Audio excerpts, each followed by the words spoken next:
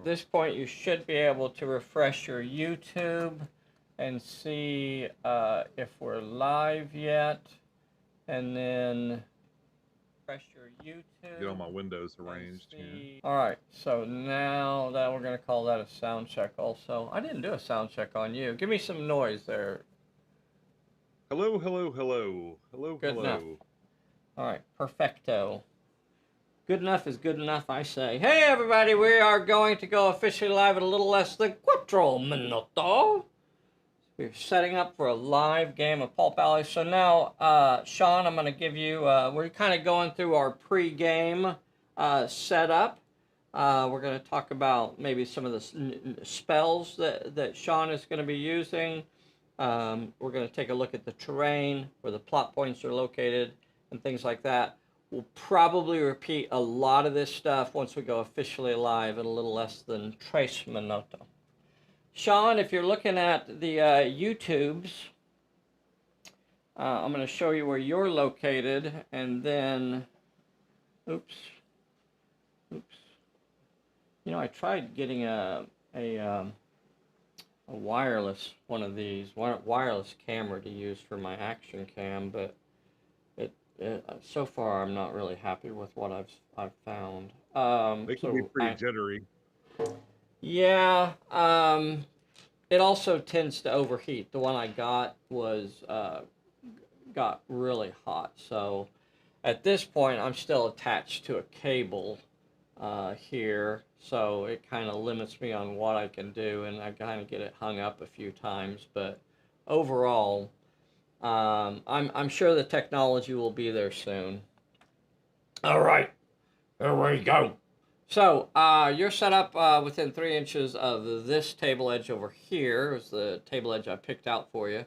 And you can see that there are 2 plot points conveniently located over here and over here. So these shrines have become corrupted and need to be sanctified due to the corrupting influence of an evil spirit that is haunting this neighborhood.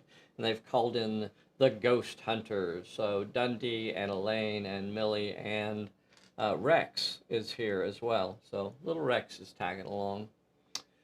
For our starting hand of cards, Sean's starting off with an I'm Alright, a Disarmed, and a Bad Feeling. I drew a Trip Up, a Out of Ammo, and hands down, so that's played immediately, and it means that no fortune cards can be played by any player throughout the first turn of the scenario, or whatever turn that card is drawn on. So help me, guys, help me remember that.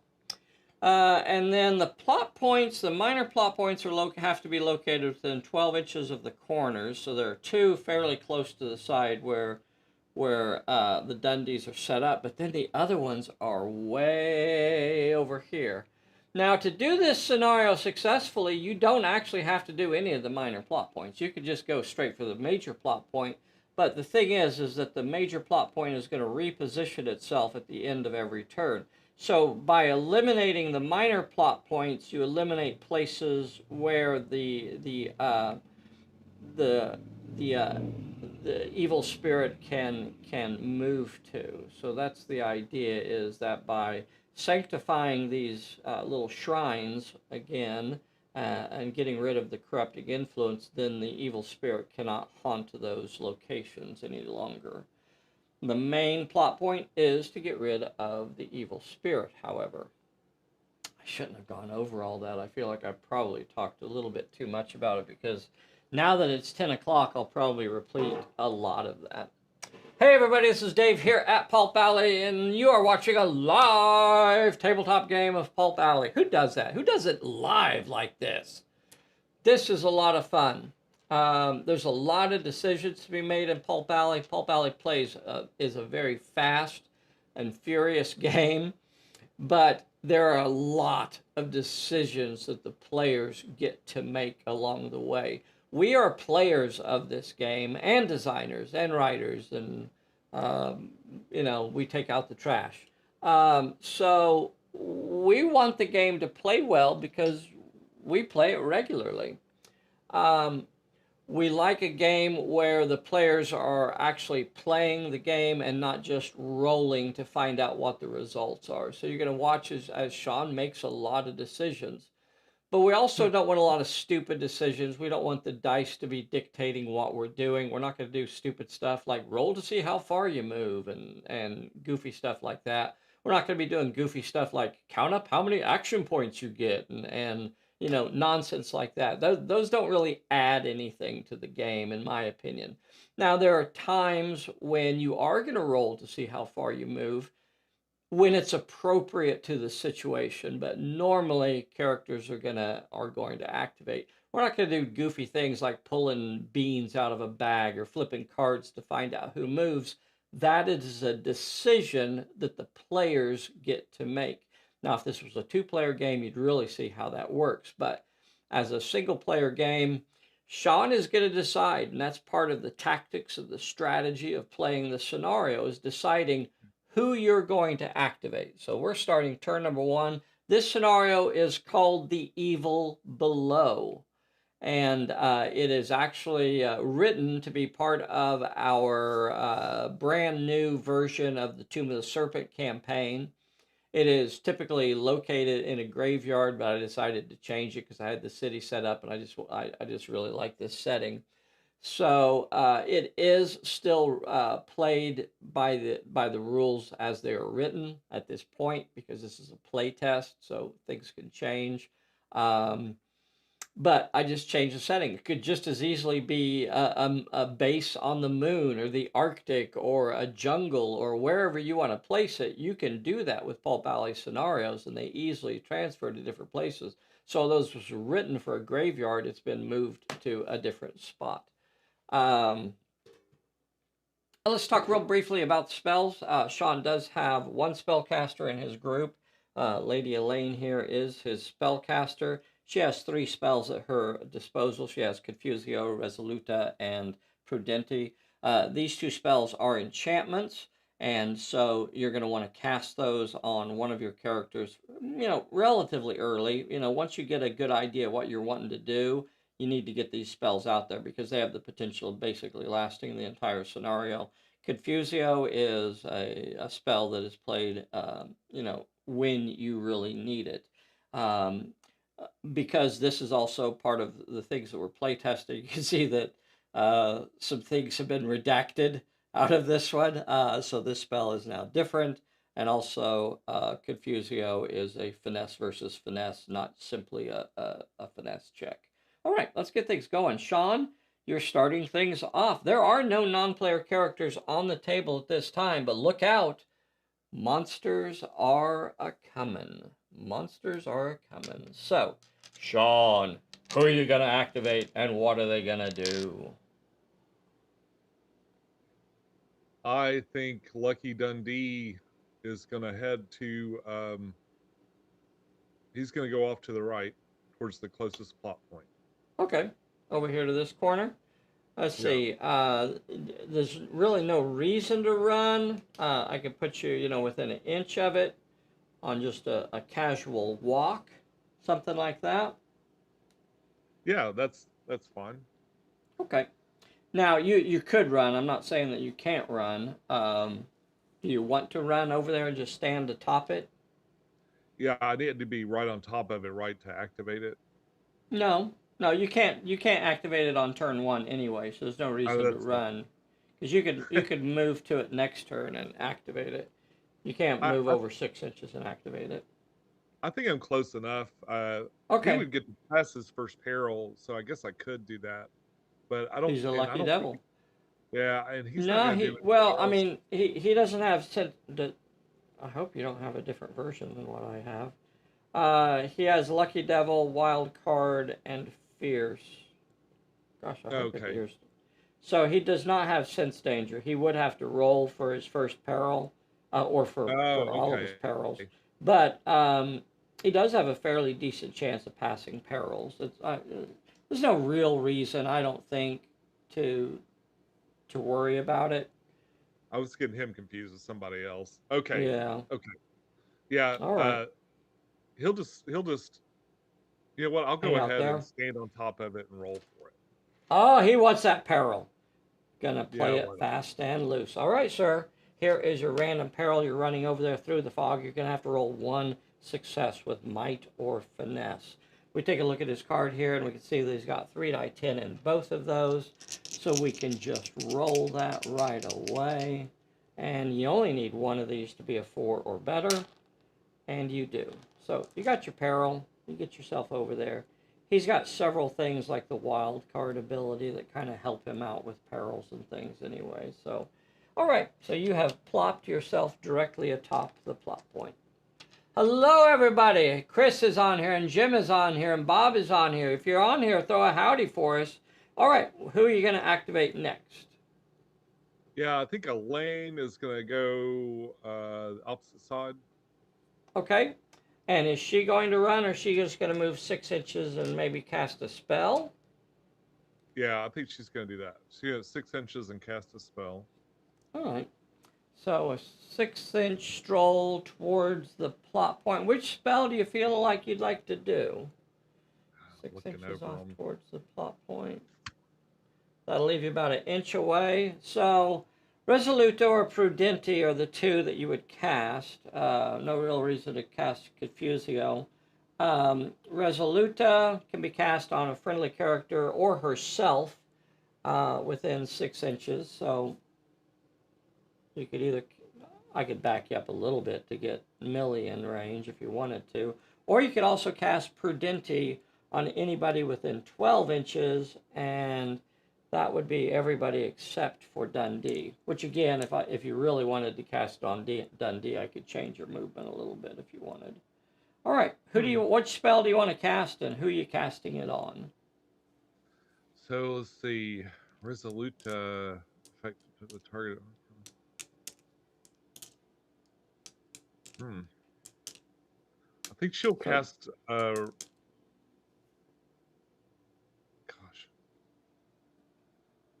I'm not sure which one I want to do. I think I'd like to cast. Can I cast Resoluta on the animals? Sure, you can. You want to cast it on Rex? Yeah. Okay. Give Rex a little bit of loving. All right. So she's going to roll 4 die 8. It is a cunning spell, so she's going to roll 4 die 8. Each 4 or better is a success. And this is what we call a Dave roll. 2 1s, a 2, and a 3. So what occurs, there are weird supernatural forces at work in this neighborhood. So something has interfered with her ability to cast a spell. What this is called, when you fail with all of your dice, this is called a miscast. When you miscast a spell, you're going to draw X horror cards. Please note that that is not rolling X horror checks or anything like that. It is X horror cards.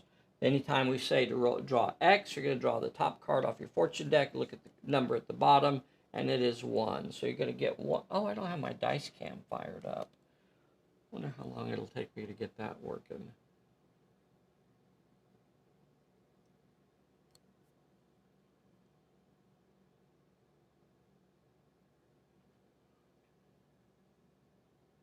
Sorry. Here we go. Let's see what this is. Oh, it's not turning on yet. Have you tried shutting it off and turning it back on? It's the alpha and omega of my tech skills.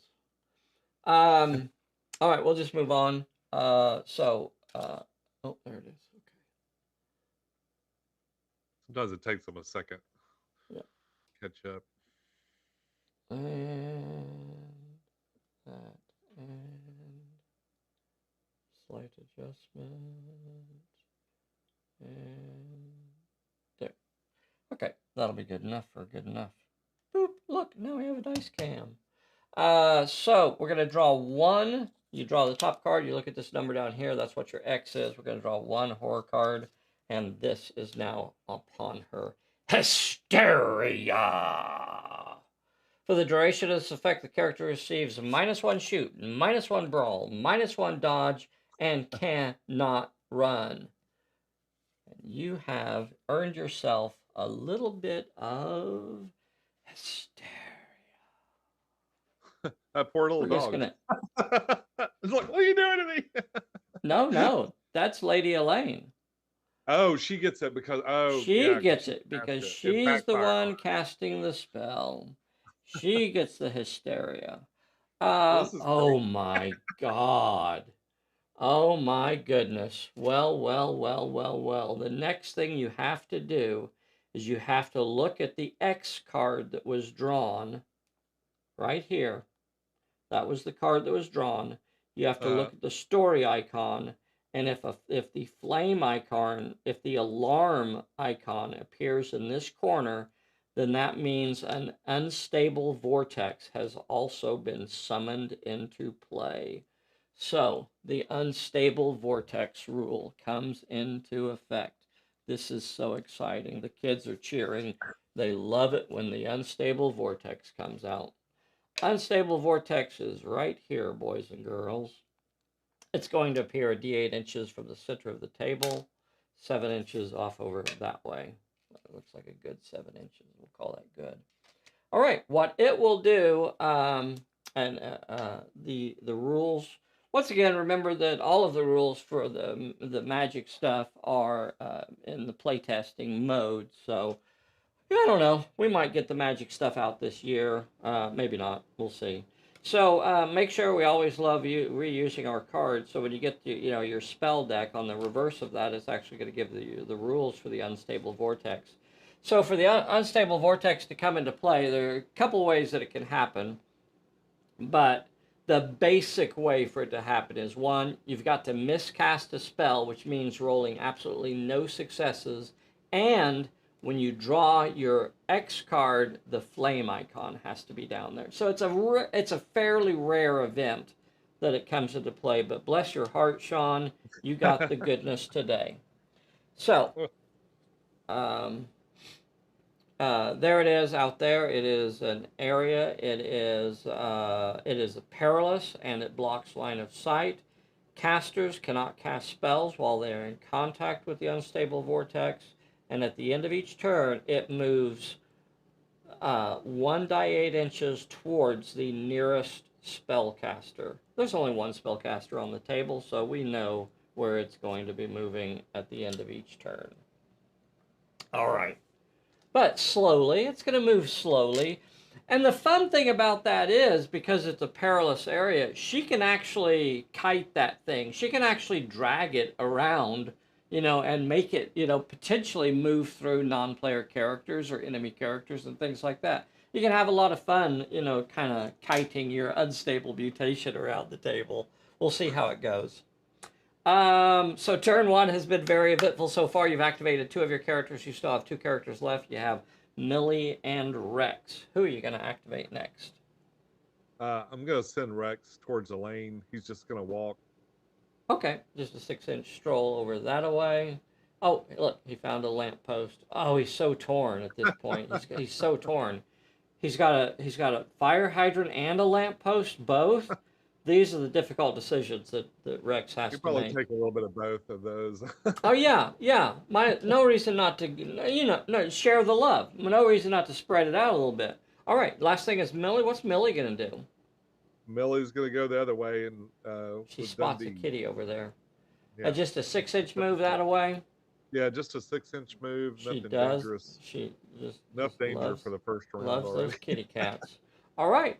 So that's going to put us to the end of the turn, and we're going to start doing our end of turn sequence. We actually have 3 different things to do at the end of the turn. One is we're going to move our unstable mutation. We know it's going to move a d8 inches, 8 inches towards Lady Elaine. It's coming on a trajectory. 8-inch move. All right. The next thing that happens is we're going to move the... I think we put the... Let me double check the order of sequence here. End of turn, Weeping Statue moves. So, the weeping statue swaps locations with one of the four um, corrupted shrines. So it could move right into his lap. So this will be 1, 2 over here, 3, 4, 5, 6, 7, 8. 7, 8, as far away as possible. So it goes way over here. And that puts the shrine out here. And now the weeping statue is back over there. All right. So the shrine ends up out here, and the angry spirit ends up over there at the corner of that building, way over there, as far away from the Dundees as possible. The next thing that we're going to do during, actually it should have happened first. Recovery checks are supposed to come first at the end of the turn. Lady Elaine gets an attempt to shake off her, we got dice cam set up, we ought to use it, huh? Here we go. So Lady Elaine gets to roll a recovery check. If she gets a 4 or better, she shakes off her hysteria. She does indeed. Hysteria gone.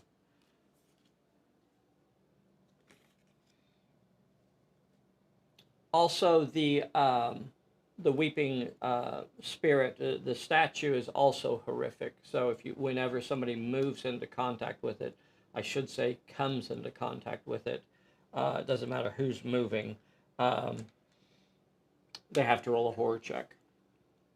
2 baddies appear. 2 bad guys appear now. 2 abominations from the major plot point. So they will appear around it, which is kind of nice that it's so far away, because that means the baddies are also so far away. So one of them is 8 inches that way, and the other one is 5 inches. Oh, Bessie's driving back from Tahlequah right now, so I'm Bessie-less today, which means everything's kind of half-ass. So 8 inches off this way, 8 inches off this way, and 5 inches off this way. No need to measure. Those are positioned exactly correctly. So I got 2 little evil things out here. All right, and that ends turn number 1. We've already got a haunting spirit on the table. We've already got a unstable vortex flouncing around the table. This is gone. We're starting turn number 1. I think this is just a 6-turn scenario. Sean, your new card is a stunned. And I drew a bad luck. Okay. And now we can actually start playing fortune cards. All right, brother man. We're starting turn number 2. The Dundees are trying to put a stop to the supernatural activity that's occurring in this neighborhood. They've got to, basically, the major plot point is really to stop the angry spirit. But to do that, it's also helpful to take out some of these little shrines. You can't spend too much time on the shrines because you've got to chase that spirit down. All right, what are you going to do? Who's activating? If I resolve the plot point on a shrine, does it keep that statue from going there? Does it kind of narrow Correct. down where it's going? Correct. Yeah, it's Okay. eliminated. Right. It cannot go to a statue once it's been sanctified. It can only move to the corrupted shrines. Gosh, with that in mind, I almost. You might want to keep that one there, right? That's the part of the Yeah. strategy of the scenario. That's a tough one, right? It could just appear under a lane if I leave her there.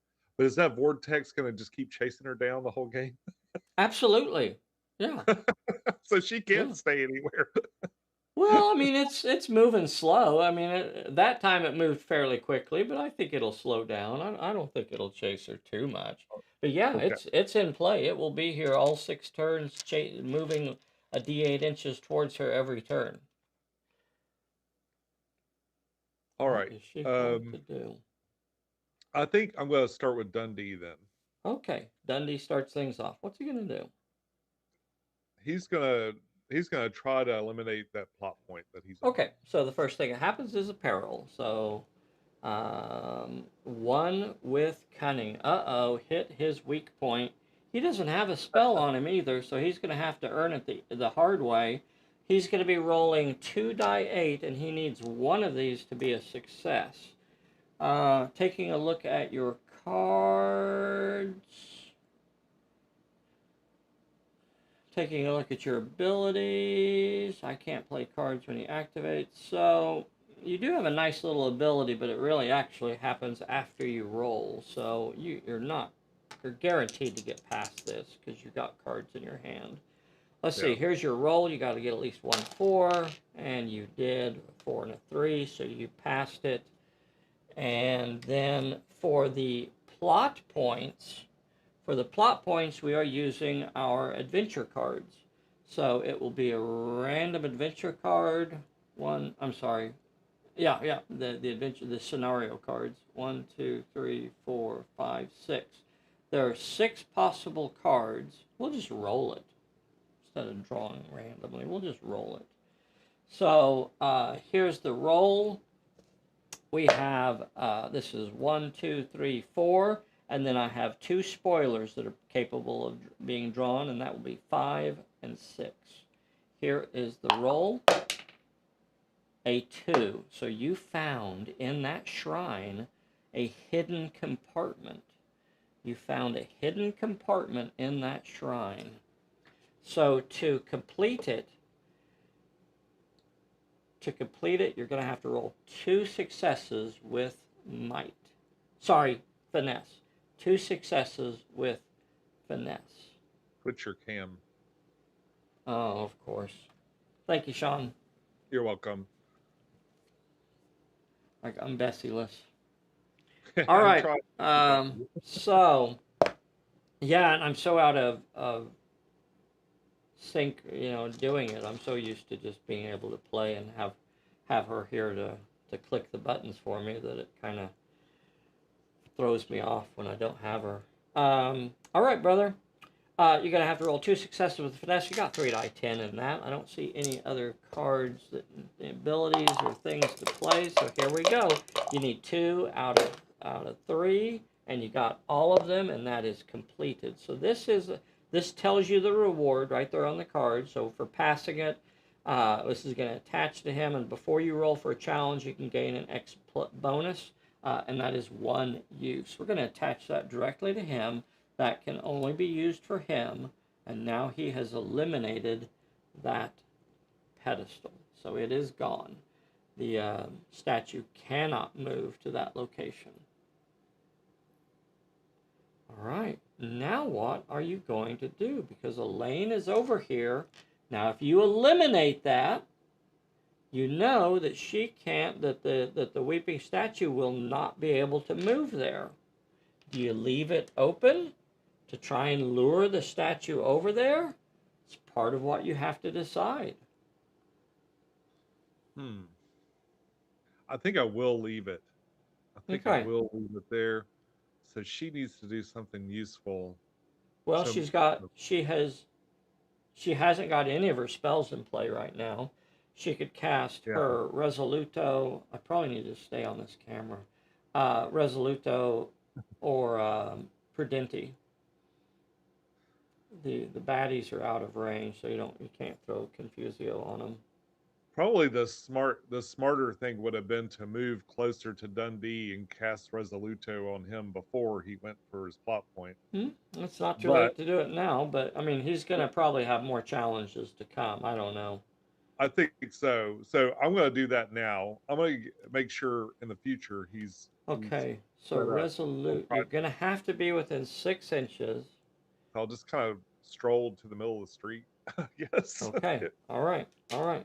So enough. now that's going to move you away from the plot point. Like if the statue does come over here, you will not be in range to get back. If you move to where you're within range of Dundee, I want to show you.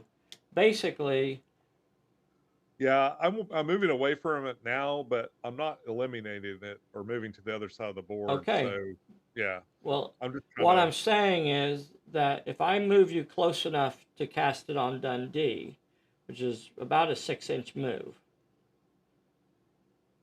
um, actually, you're not within 12 inches. You're not within 12 inches of him. You cannot cast it on him this turn. You can't That's cast, not going to work out. but you could cast Prudenti on him. You could move like just a few inches and cast Prudenti. That gives him a bonus to dodge and cunning. That's Um, a good. Yeah, I'll do that one. okay. So, and that way you can still stay close to within 6 inches of your plot point. Because Yeah. if by some crazy chance, and at this point you basically have a 50-50 chance that it's either going to, the weeping spirit will either come over here or it will go over there. So right now you got a 50-50 chance it's going to be there. But it will only be there for one turn. So you got to be within range to grab it, so you don't want to wander off too far. Okay. Um, you're gonna move. Let's see. I'm gonna move you as little as possible. I'm gonna move you. I'm gonna leave you sitting right there. That puts you within a 12-inch range of Dundee. Is that what you want, or do you want to be moving closer to him? No, that's good. That's Okay. good. All right. So you just move out there so that you have range, and you throw your Prudenti. Again, it is a cunning spell. There's no way. There's no way he could fail it again, right? No way. What are the chances? So this time you got 3. Just for the sake of doing it, we will show that that spell is now attached to Dundee. So he is ready for bear. He is ready to do all kinds of crazy stuff. So he's got that on there. You could mark that spell with 3 power tokens just to show that it has it on there. The spell will not use the power tokens, and without an enemy spellcaster out here to pull those off, chances are that spell will simply stay there for the rest of the scenario. Enchantments are not supposed to be flashes in the pan that are just cast and go away immediately. Most enchantments, even with a single token on it, have the potential of lasting the entire game. That's the intention of enchantment spells. You still have 2 characters that have not activated. You have Millie and Rex. Uh, I think I want to Millie? send. Millie gonna take off? Gosh, Is she gonna run? What's Millie gonna do? You gonna start heading for the other end of the town? You got let's baddies lurking down there. You hear some strange growling noises coming from down the street. Yeah, I'm sort of torn. Like I'm wondering if I leave the doggy behind to help defend Elaine, but I think maybe what I'll do is I'm going to send the dog to the Rex, I think it was, to Uh-huh. towards towards. I want to have him run down the middle of the street. All right. Now, he will have to take a peril for doing that. Yeah, You're giving him a uh, peril? yeah. All Dogs right. can't be controlled sometimes. He saw something and All just right. can't Here's your control peril, sir. Oh, poor little Rex. You're going to have to roll 2 successes with might or can't do either one of those, but you could try to dodge it. Some strange tentacle creature lashes out from the fog, hits him, rolls 2 dice health check. Unless you want to use I'm all right. I'll use I'm I'm all gonna, right. okay, you play I'm all right and you save Rex, the doggy. Rex has been saved. But he will not be able to move because he failed a peril. Running, that's when accidents happen, sir. That is when accidents happen. So he You just still stays have, there. he does just stay there. Oh no. Okay. Then I'll send Millie up the street. Would you like to run, or you want to play it safe and just move 6 inches? I'll play it safe with Millie. Oh, he's run shy. All I right, am running 6 inch by now. move gets you up, strolling up the sidewalk there.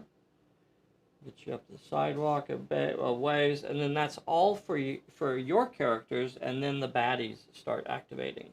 So the baddies are pre-programmed, and I'm not really doing anything special with them. I'm just going to let the scenario dictate what they do.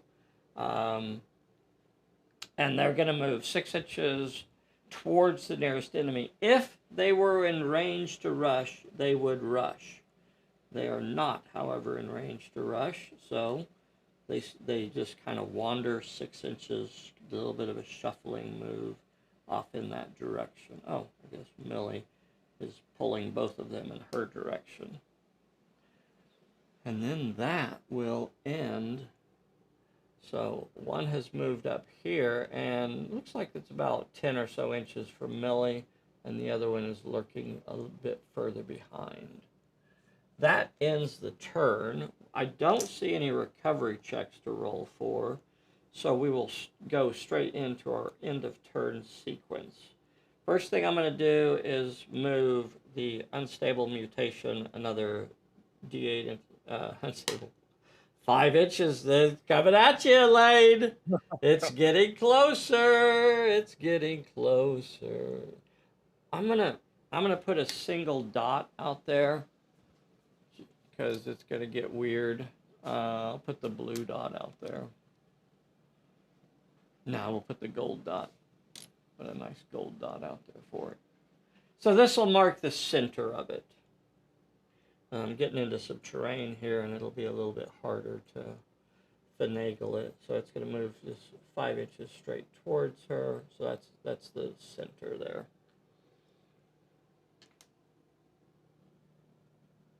As it's moving closer and closer to her. The next thing we do is we're going to change locations for the weeping statue. So there are only 2 places that it will go. It will not stay there. It will move. It can't go here anymore. That one's been sanctified, but it will go either here. So we'll say 1, 2, 3. It's coming over here by a lane. 4, 5, 6. It just jumps across the street over there. Here's the roll. 1, 2, 3. It is not. It is a 5, and it just jumps across the street. It's taunting you. It is taunting you, sir. It says, well, if you're not going to come to me, I'll just sit back here. All right. Now, the last thing that happens is 2 more abominations appear, and they appear a D8 inches from the weeping statue.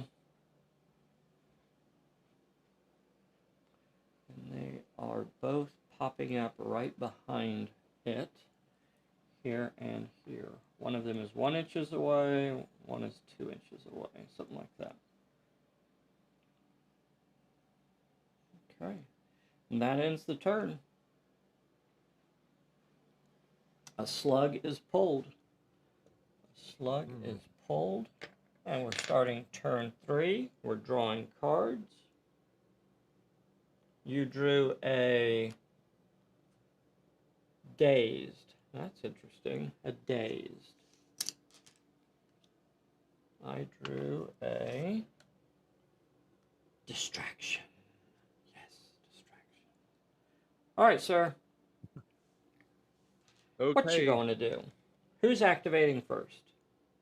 Rex is going to activate, and he's going to walk up the street. Walk. Taking a stroll this time.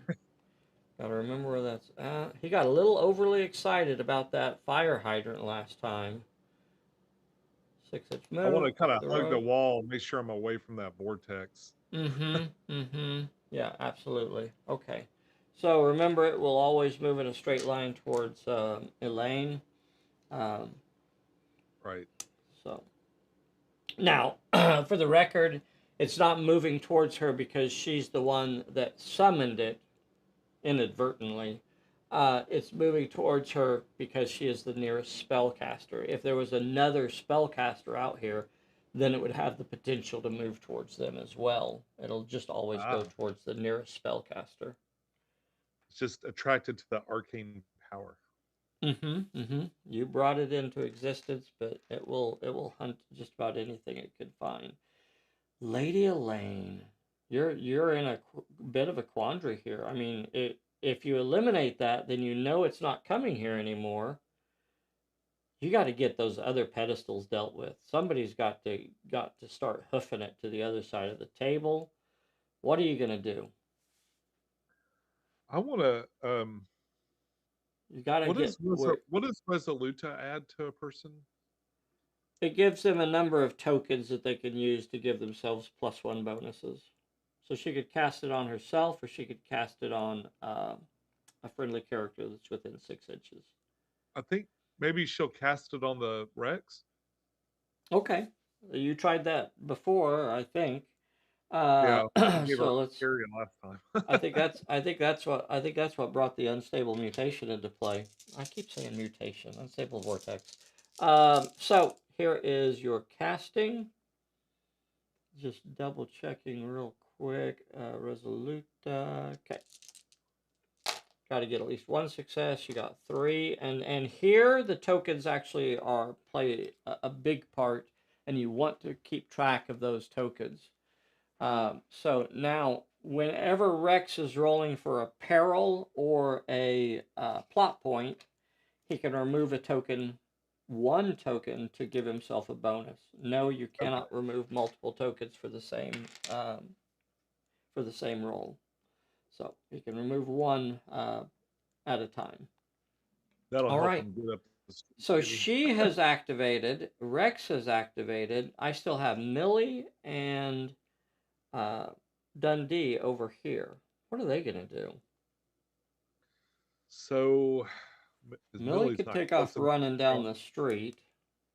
She's not close enough to charge that first abomination. She, yeah, she sure as heck is.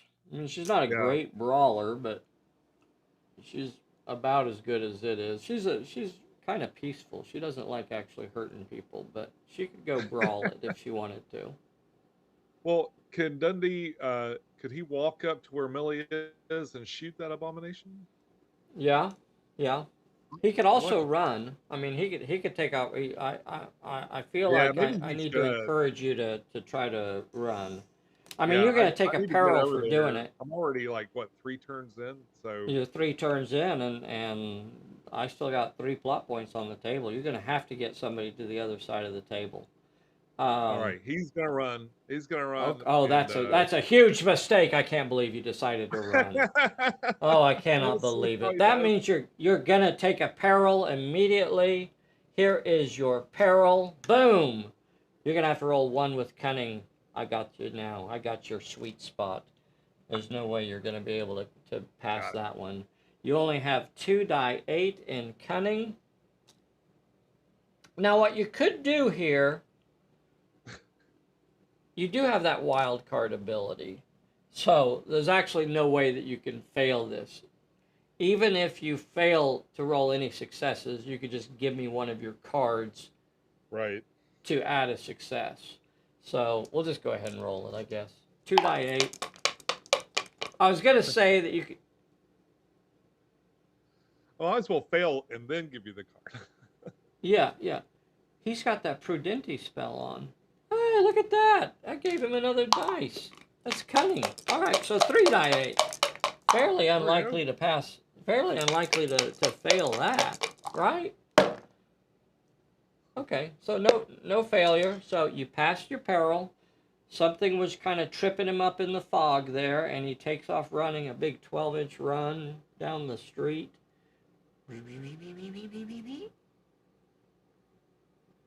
Put you down here, and now, sir, you can shootin' at that fella. All right. All right. I'm gonna move the card just for aesthetics. So you would normally roll 2 die 8 sorry, you would normally roll 3 die 10 for shooting. You're going to lose a dice, but you're going to gain it back. You lost the dice for running. You got it back because you're now in short range. And 3 die 10 against my baddie. My baddie is reanimated. It does not have a shoot skill, nor can it dodge. So this is an unopposed attack. It is simply going to growl at you as you draw your revolver and begin firing. And it goes.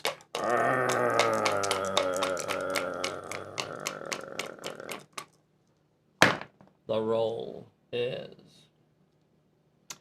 a 6. And guess what, boys and girls, and these parts right here, reanimated characters automatically pass a 1 dice health check. And it does nothing to it. Double checking cards. Now you could, I'm not saying you should, but you could play the stunned on it to prevent it from being able to move this turn. But I'm not sure what you're planning to do with Millie.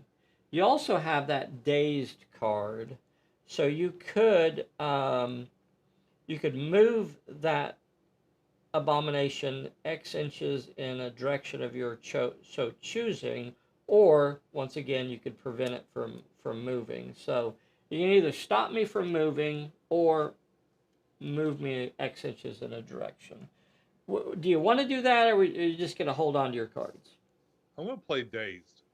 Dazed. Okay. And which version? What do you want to do with it? Are you wanting to move me, or are you wanting to prevent me from moving? I'd like to move you towards the middle of the street. Okay. So it is an X. So we draw X inches. You drew a 2, and you can move me 2 inches in the direction of your choosing, and that is 2 inches into the street. Boop. So he is now over there. The only character they haven't activated this turn is Millie, and she is located here. What is she going to do? Millie's going to attempt to run and just come up right behind them. Attempt to run. And where were you trying to get to? She can go much past him. I forgot he was a lot further back. Yeah, she's going to run up the street past him. Oh, I don't know if you're going to run, sir. I don't know about this. Here is your peril, sir. Trying to run in the fog. That's how accidents happen. You're going to have to roll 3 successes. Something's got a hold of Millie's shortened curlies. Now, this is where you would play the bad feeling card. If you did not want to roll for that challenge, you could replace it by playing bad feeling. You want to play it? All right. So bad feeling says, I'm not going to do that. So he replaces that challenge with a different one, and the different one says, 1 with finesse or cunning. Boo. Boo. So she's got 3/8 in finesse. You can roll that, or you can hand over another card to give me a bonus, to give yourself a +1 dice bonus. Perhaps that that disarmed. Maybe that's not all that helpful. I don't know. You decide. Do you think you can get 1 success on 3/8? Yes. Or, oh, I don't know about that, Sean. I don't know. I smell a Dave Rolla coming. Let's get all failures again. All failures right here. 1s, 2s, and 3s. Okay, you got your success you needed, and you're hauling off down the roads. A big 12-inch run will get you way down the road. Right. Way down the road. Now, she will become the target of the baddies because that will make her the nearest character. And that's what time it is, boys and girls. It's time for the baddies to start eating some face. Let the face eating commence. So the first one that's going to activate, NPCs are always activated in sequence of proximity. So the nearest ones to player characters activate first. That one looks like it's, gosh, I'm going to measure it. I'm going to measure it just because it's going to rush the nearest enemy. Let's see what Dundee is. We'll call it 4 1/4. And Millie is under 4. So it is going after Millie, and it will leap over this car and begin eating her face. The face eating shall begin.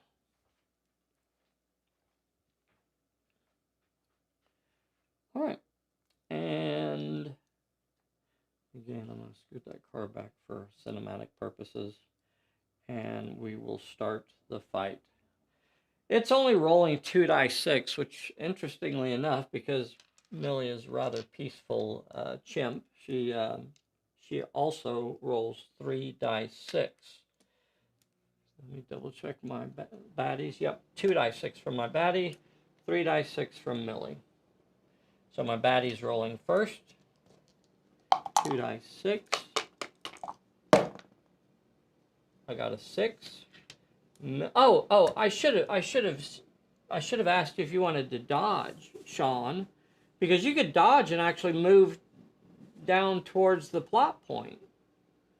You want to try to dodge here? Or are you gonna try and brawl me? Try and take one of these guys out? I think What do you think? dodge. I'll okay, dodge. okay.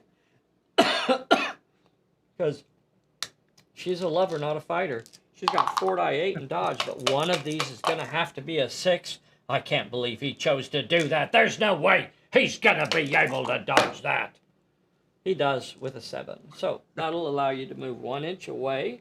You'll disengage, and you can move 1 inch towards that plot point. That was sneaky. And then my next one will come in. Rawr. All right. This time you won't be able to... I guess you could kind of dodge towards that door. I guess you could still kind of move off towards it if you wanted to. I got 2 die 6 coming at you. Are you going to try and dodge me again, or are you going to brawl with 2 die 6 now? I'm going to dodge. Okay, 4 die 8. The attack is nothing. You can disengage, and you can basically move 1 inch in this direction. All right. These are hard to get a hold of. They are. They are. I'm trying to grab a hold of her, but she is like bouncing all over the place. All right. So she has escaped from both of those abominations, and she's gotten really close. She is just over 6 inches away from that plot point, though, so she will not be able to get that plot point. That was really close. If she'd have got just another ½ inch or so, you would have been in range to grab that major plot point, no matter where it went. This is getting really tight here, boys and girls. Now the other baddies will make their moves. They're not within range to rush, so they will simply move 6 inches. Come out here, heading off towards the chimp. Now, it is the other things that occur at the end of the turn. We're going to move our token, our unstable vortex is going to move a d8 inches towards Elaine. Let's see how far she is. Let me see if I can get her with the 8. Oh yeah, an 8 is maybe a 7 would even get her. Let's see what I get here. 7! Let's see if a 7 is going to get her. 7-inch move. Straight towards her. Puts it right there. And that... Oh, yeah. She is now officially inside the vortex. She is now officially inside the vortex. Just a couple things to remember there. The vortex blocks line of sight. So no one would be able to shoot her or even target her with a spell. It is a perilous area, but remember that perilous areas are resolved when the character activates. So she does not roll for the peril right now. It's not a burst, in other words. If it was a burst, then that's something that just happens and you have to roll for it immediately. A perilous area is resolved when she activates. All right, the next two things that are going to happen are we're going to reposition the Angry Spirit. So on a 1, 2, or a 3, it's going to come over here to where Elaine is. On a 4, 5, or 6, it's going to appear over there where Millie is. 4, 5, 6, got a 5, and it's going way, it is staying away from Elaine. It wants nothing to do with Elaine. And it now trades places again, disappearing from that corrupt shrine and reappearing over here.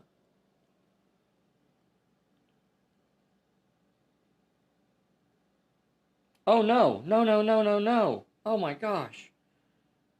Oh my gosh. I forgot there's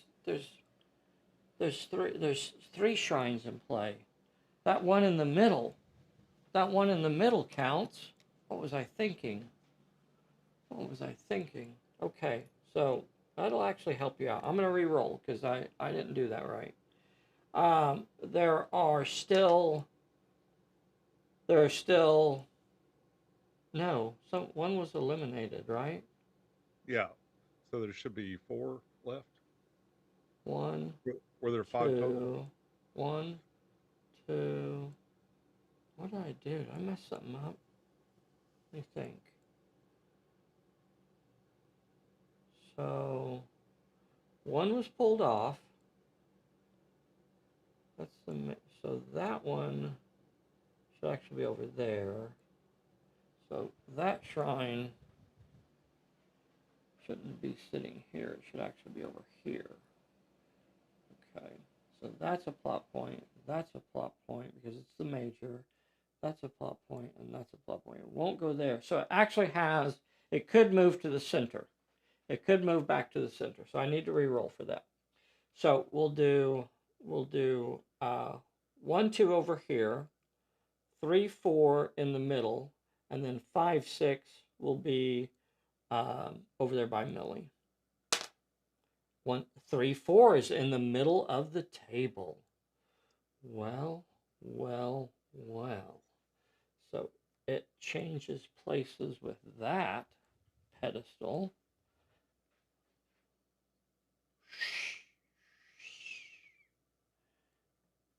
And the traffic cop reappears in the middle of the table. Let's see if Dundee's within 6. He is not. He is not within 6. Oh, that's a shame. That would have been really lucky. I know. That's his name. Um, so I've never had now any we've got. luck with him. I think it's a I misspell. know. It's kind of an ironic name, I think. And then 2 baddies appear around it. 7 inches and 4 inches. So 4 inches over here. And 7 inches over here. All right. And there are our 2 new contestants. We'll put, all right. That pulls the end of the turn. Pulling a bullet. We're starting turn 4. Your card is a bad news. You drew bad news. And I drew a extra effort. Okay. Oh, that's interesting. That is very interesting. All right. Sean, you are starting turn number 4. The streets are running red with blood as the abominations climb up out of the sewer, begin terrorizing the neighborhood. Can Elaine do anything under the vortex? Like, is it keep Yeah, her from... yeah. When she activates, she'll have a peril, and then she'll have to. And then what she'll want to do is try to move away from it. Probably, if she passes the peril, then she's going to want to. She can't move over 6 inches. So you just have to pray that it doesn't roll a 6, 7, or an 8. Otherwise, it'll drop right on top of her again. She can't cast a spell there. So this is the sequence of events. She's going to have to roll for the peril, and then if she passes it, she'll move 6 inches somewhere. You want to try and get away from it, or you could just go over there and try and take out that plot point if you wanted to do something like that. She can move 6 inches. She can cast a spell over here. She cannot cast a spell if she does not move. You cannot cast a spell while it is in contact with you. I think But with most of my characters moving up the board, I want to take out that plot point so it doesn't end up back there. And with over that here thing, by Elaine, over yeah, here by Elaine. Okay. So the first is that who you're wanting to activate? yeah, I want to activate her first and do her. Okay. Okay. All right. Here is the peril for you when you activate in a perilous area for the vortex. 3 successes with finesse, might, or cunning. She's got 4 die 8 in cunning. 4 die 8 in cunning. All right, sir. 4 die 8, and you're going to have to earn it the honest way. Are you ready to roll it? Yes. Needs 3 of these to be a success. And you got it! Yay. 7, 4, 4, 5. Lady Elaine has the sleuth ability, so whenever she passes a challenge, she gets to draw a card. So she will add a new card to her hand, and it is a stay down. You're adding stay down to your hand. You have a new card in your hand. Okay. Now she can move. So she moves out of the vortex, the swirling vortex of entropy, and you move over here. I'm going to put you on the far side of the plot point just to get as far away from the vortex as possible. And then, if you're going to attempt that vortex, or the plot point, you will have to pass the plot point. We're going to draw a peril first. There are forces at work trying to actively stop them from completing these. The peril is 1 with might. 1 with might. So I want to make sure that this says it's a draw immediately card, or I'm sorry, a play immediately card.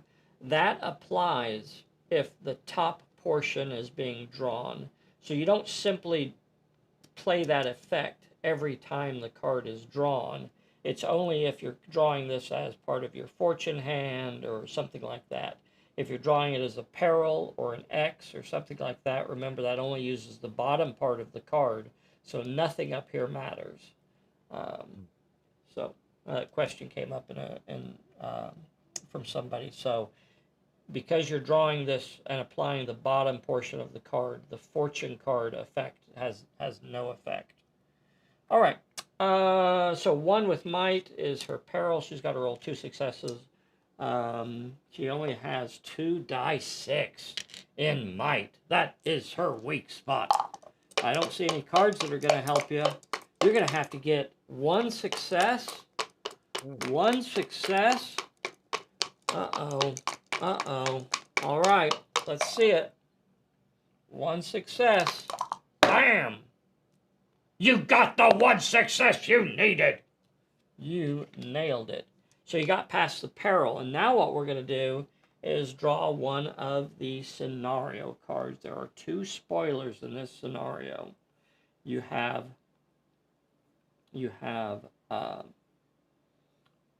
3 cards that you want to draw and 2 that you do not want to draw. 2 spoilers. So if you draw one of these 2 cards, that means a baddie such as the stalking spirit or Dahlia will appear there, and you definitely do not want to get those in play. We'll just roll a die 6 and we'll re-roll if I get a 6. So again, 1, 2, 3, 4, 5, 3, 1, 2, 3. Ah, very interesting. She has located an unusual package, perhaps filled with evil spirits or magic spells, right there. So now, to complete the plot point, you're going to have to roll 2 successes with might, finesse, or cunning. Roll 2 successes with might, finesse, or cunning. Her cunning is 4 die 8. I think she can do that. Is there a question? Oh, no, I'm just excited. Did I draw a card when you passed that second? I don't think I drew a card when you passed that second peril. Let's get another card. Oh, yeah. Dangerous area. So you could play a dangerous area when an enemy activates. So just so, I'm not sure if you have Fortune Pack 1 and 2, but this is when an enemy activates, place a perilous area on the table within 6 inches of the enemy. It can be directly on top of them. It will remain in play for the rest of the turn. All right, dangerous area. Huh. All right. So that was the second card you drew for the peril. So now you're going to go for the plot point. You have your 4 die 8. All you have to do is get 2 of these, and you did not. You got 1. Wow, it's not my fault. I mean, I don't know. Don't try and blame me. That's perfectly average roll for 4 die 8 to get 1 success. Okay, we're gonna mark that you did get 1 success on it. And that does count as a long action now, so you can, you'll only need 1 success. I wonder if Rex could come back and do that. I wonder if Rex could come back and take care of that. Interesting. All right. Sean, who's going to activate next? Yeah, if Rex is just right there, he'd have He to did. run back. No, he's within range. He's right. Yeah, he's Okay. within 6 I, I inches. I Yeah. have trouble kind of judging the I distance. know. I'm so sorry. I'm so sorry. I'm It's on the okay. wrong camera anyway. Yeah, Yeah, you're on like 5 inches, maybe 6 inches away. You're within range to get back there if you bring- wanted let's to. bring Rex back and see if he can finish the job up. Oh, that's a mistake. I can't believe it. I cannot believe it. All right, here he comes. Rex comes hopping back over there. He's such a friendly little helper. He wants to help. He's a helper. All right, well, he's going to get a peril. Okay. Roll 3 successes with might, finesse, or cunning. He cannot do any of those. Dangerous area, stun, disarm, bad news, stay down. No, he can't do any of those, and he will go. He cannot dodge it because he only has 2 dice in dodge, and his resoluta does not apply. It certainly does apply. Before the target rolls, Before the target rolls for a peril or a plot point, remove 1 token to give them a +1 bonus. So we're going to take a token. What was that? We're going to take a token off of this, and that will get his dodge skill up to 3 die 6. That will get his dodge skill. You're still going to fail it. I'm not saying that it's a good chances, but that will get you up to 3 die 6. So if I roll 3 successes, Rex stays around. Boys and girls, if you haven't already, please take a moment right now and hit that like button for us. If you're not a subscriber, you ought to be. Get subscribed to our little channel. Let's see if Rex survives to play another turn. I see Ed on here, and Rick, and Marjan. I see Eddie on here, and Derek, and Peck Tech. Thank you guys so much for joining today. Here is the roll. We got to get all 3 of these. Everybody concentrate on 3 successes. Nope. Okay, now he's going to proceed to his health check. Oh, he got a 5 and a 6.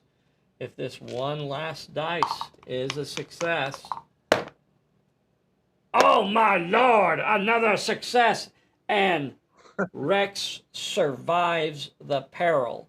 However, he survived it, but he did not pass it. And that means his activation ends. He will not get to attempt the peril. I'm sorry, will not get to attempt the plot point. Well, that puts him in a bad spot because that unstable mutation is going to move right over there. And he's going to be in another perilous area. All right, you've activated 2 characters. Still got a chance that the Weeping Angel is going to come over there. You got Dundee out here. Is he going to move towards the middle?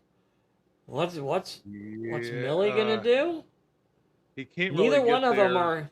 Neither one of them are in range to do the plot points. Oh, doggone it!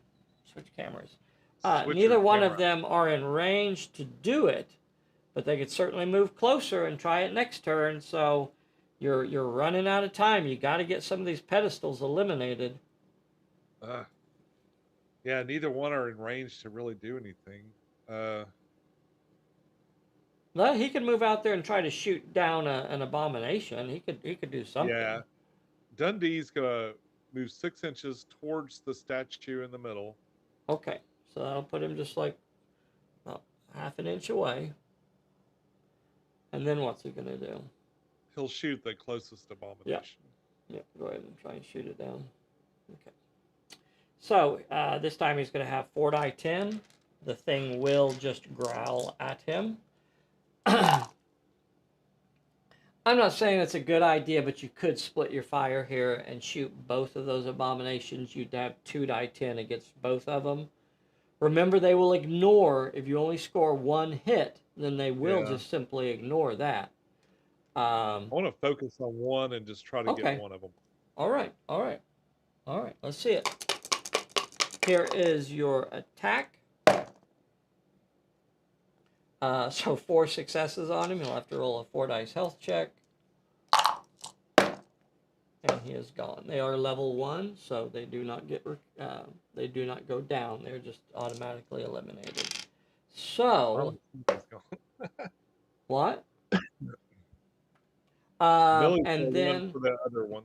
Millie runs down to the next one. Now she's going to have a swarm on her. So this is what I recommend in a situation like this. What you want to do is what you want to give yourself room to back up. In other words, you don't want to get on top of that plot point and just sit there. Let's take a look at what, let me see if I can get my quarter angled here. My quarter angler. So if she's down here, if she's sitting on this plot point,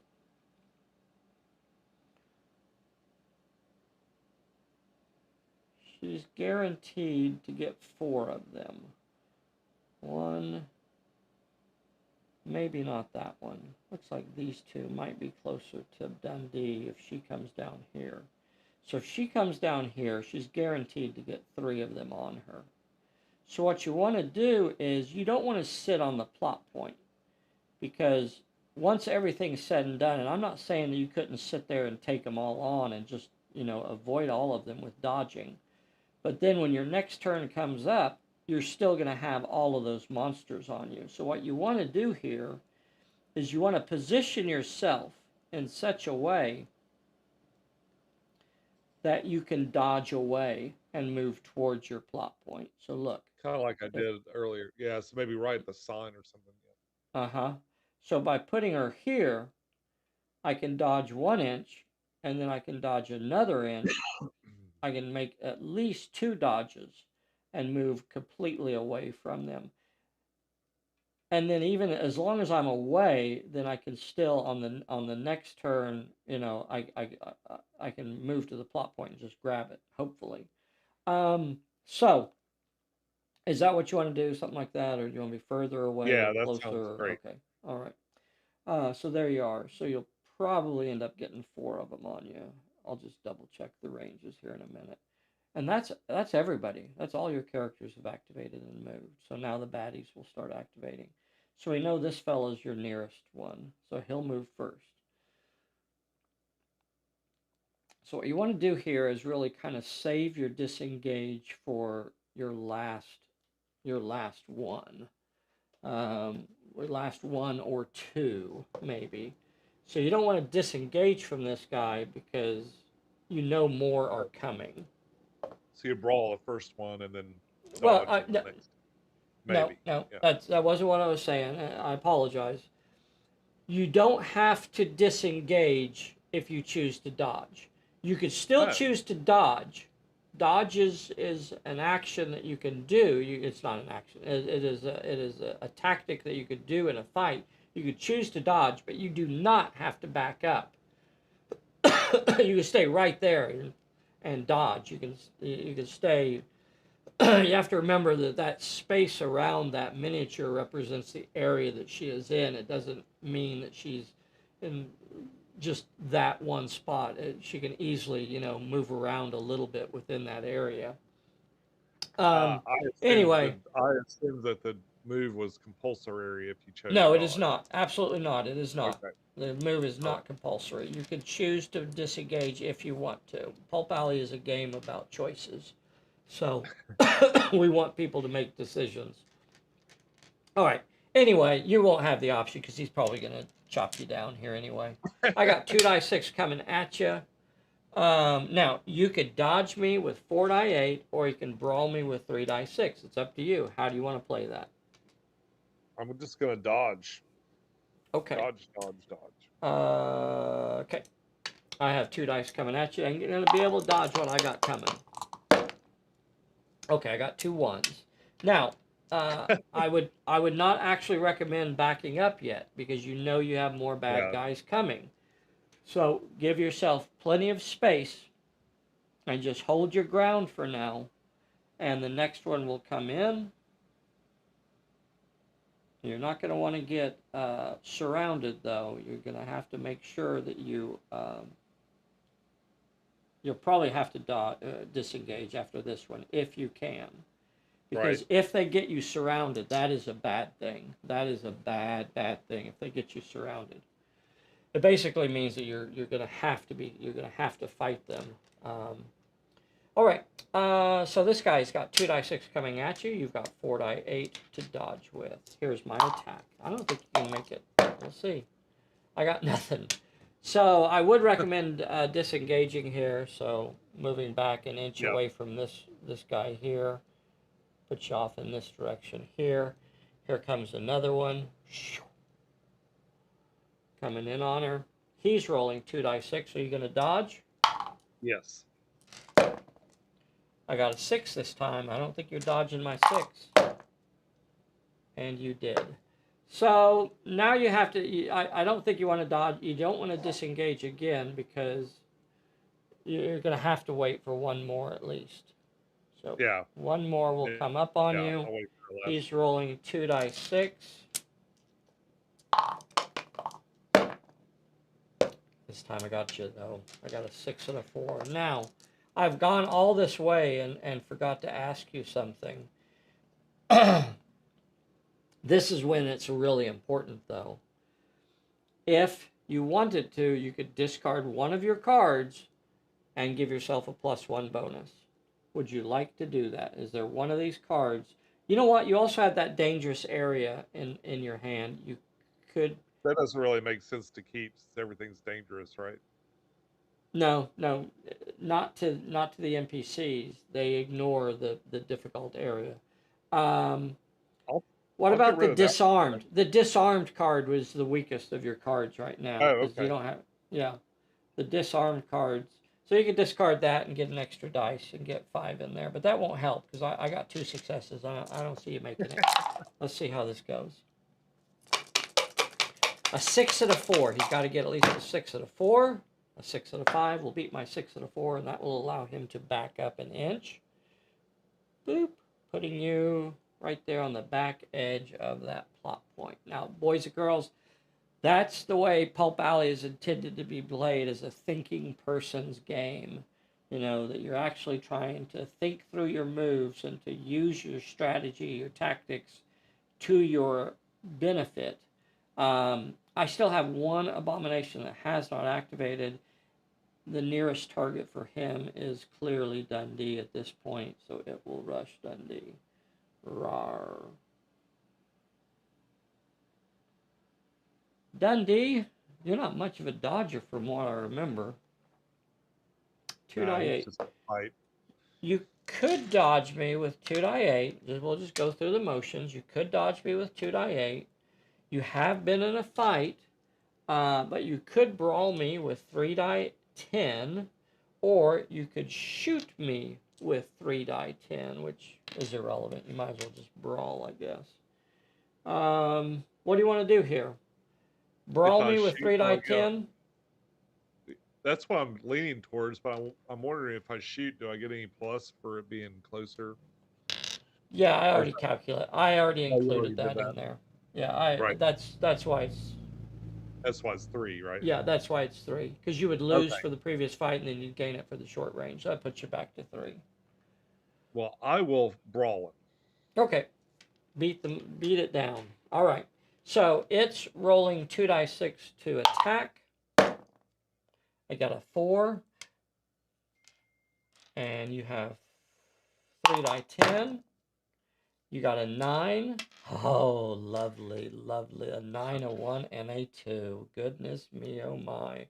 So, NPCs cannot block. I shouldn't say it that way. NPCs will normally not block. Reanimated characters can never block anyway. So, and it couldn't block even if it wanted to, because a 4 cannot stop a 9. So that means both of them take 1 hit. And a reanimated character ignores, or we could say automatically passes all 1 dice health checks. So it's going to ignore that hit, and it will have to roll a 1 dice health check. I'm sorry, Dundee will have to roll a 1 dice health check. And he passes with a 7. Okay. Yay! All right, but I got him tied up though. Now I got him tied up with an abomination. Whoo! This is gonna be so close. This is gonna be so close. It really comes down to where is that thing going to move to? Ah, this is really hard. Got to remember that Prudenti actually gives you a +1 to your dodge too. That could have been important. So, it's going to end the turn. So the first thing is the we like to do is the unstable vortex. So if I roll a 2, it will not get on a lane. If I roll a 3 or better, it will. So it'll move a d8 inches towards the lane. It draws a 6. It will stop right atop her, catching both Elaine and Little Rex in the swirling vortex of entropy. Rex.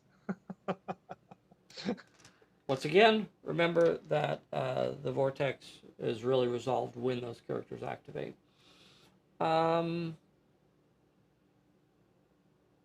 The next thing that we're going to do is we're going to move the Weeping Angel. So she's going to move to, we have 3. Oh, I don't have the Skycam going today. That's because it's normally Bessie's phone. We use a lot of phones. Or in our experiments of trying to figure out what to use, these iPhones have turned out to be as good as anything else we could possibly use. So within our budget, I guess I should say too. But I'm really happy with using the phones. So we normally have 3 phones that we use. The Dice Cam is a phone. Our Skycam is normally a phone. And then, of course, that little camera that I move around the table is a phone, too. Let's find out where it's going to go. So 1, 2, we're going to put it over here with Elaine. It's not going to, it will not be there, Dundee. It's not going to be at that spot anymore. You almost have to plan for like that next turn in a way. So 1, 2 here. 3, 4 is that corner where nobody is. And a 5, 6 is Millie's corner. Boy, we want a 5 or a 6 here, don't we? We want that 5 or 6. A 1. It is coming over here. It is coming right over here into contact. So this pedestal pops out there.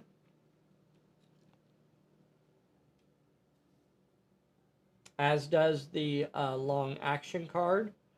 And then the weeping statue appears right over here.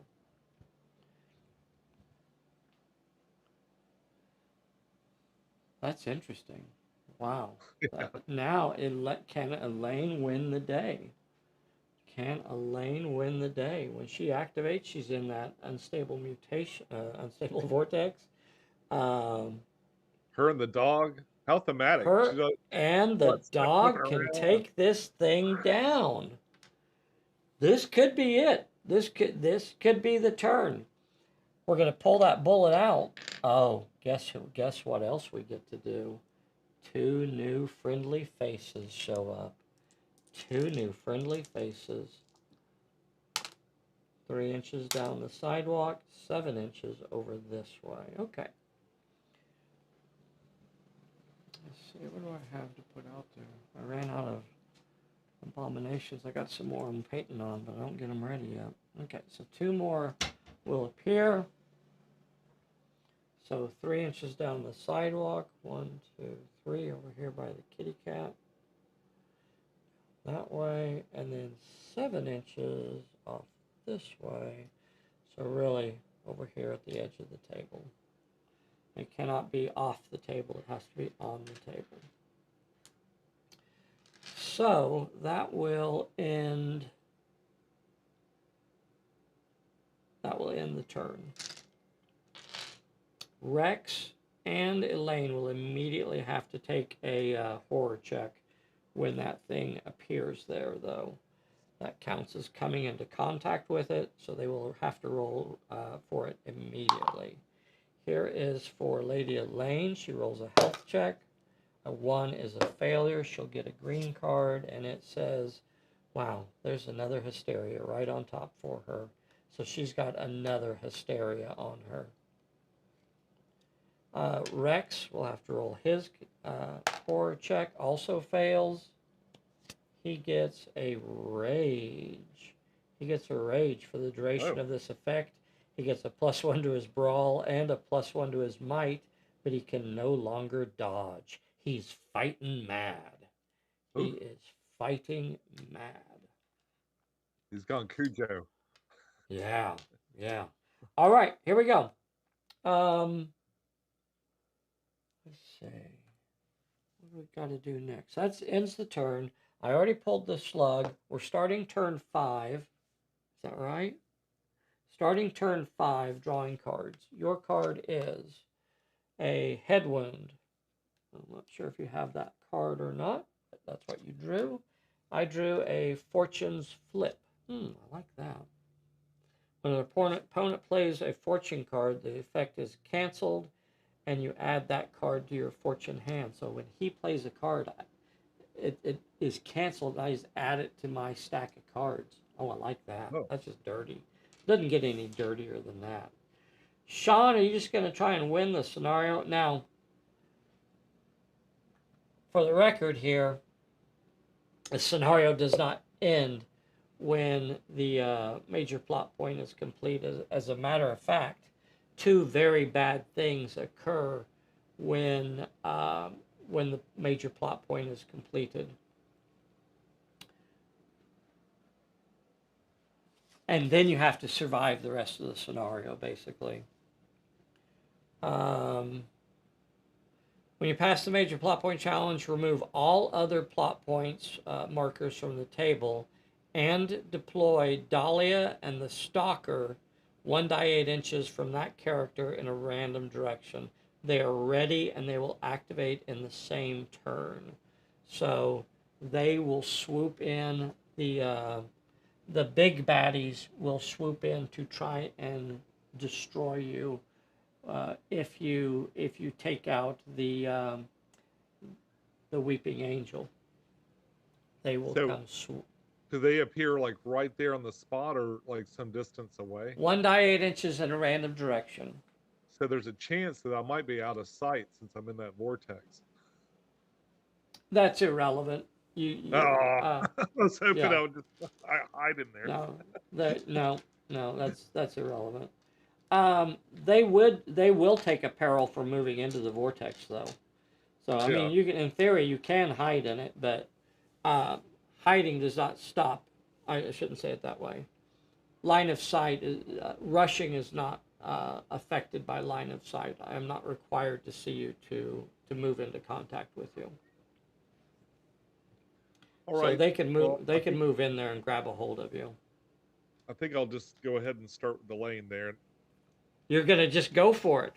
All right. Here is her first peril of the day.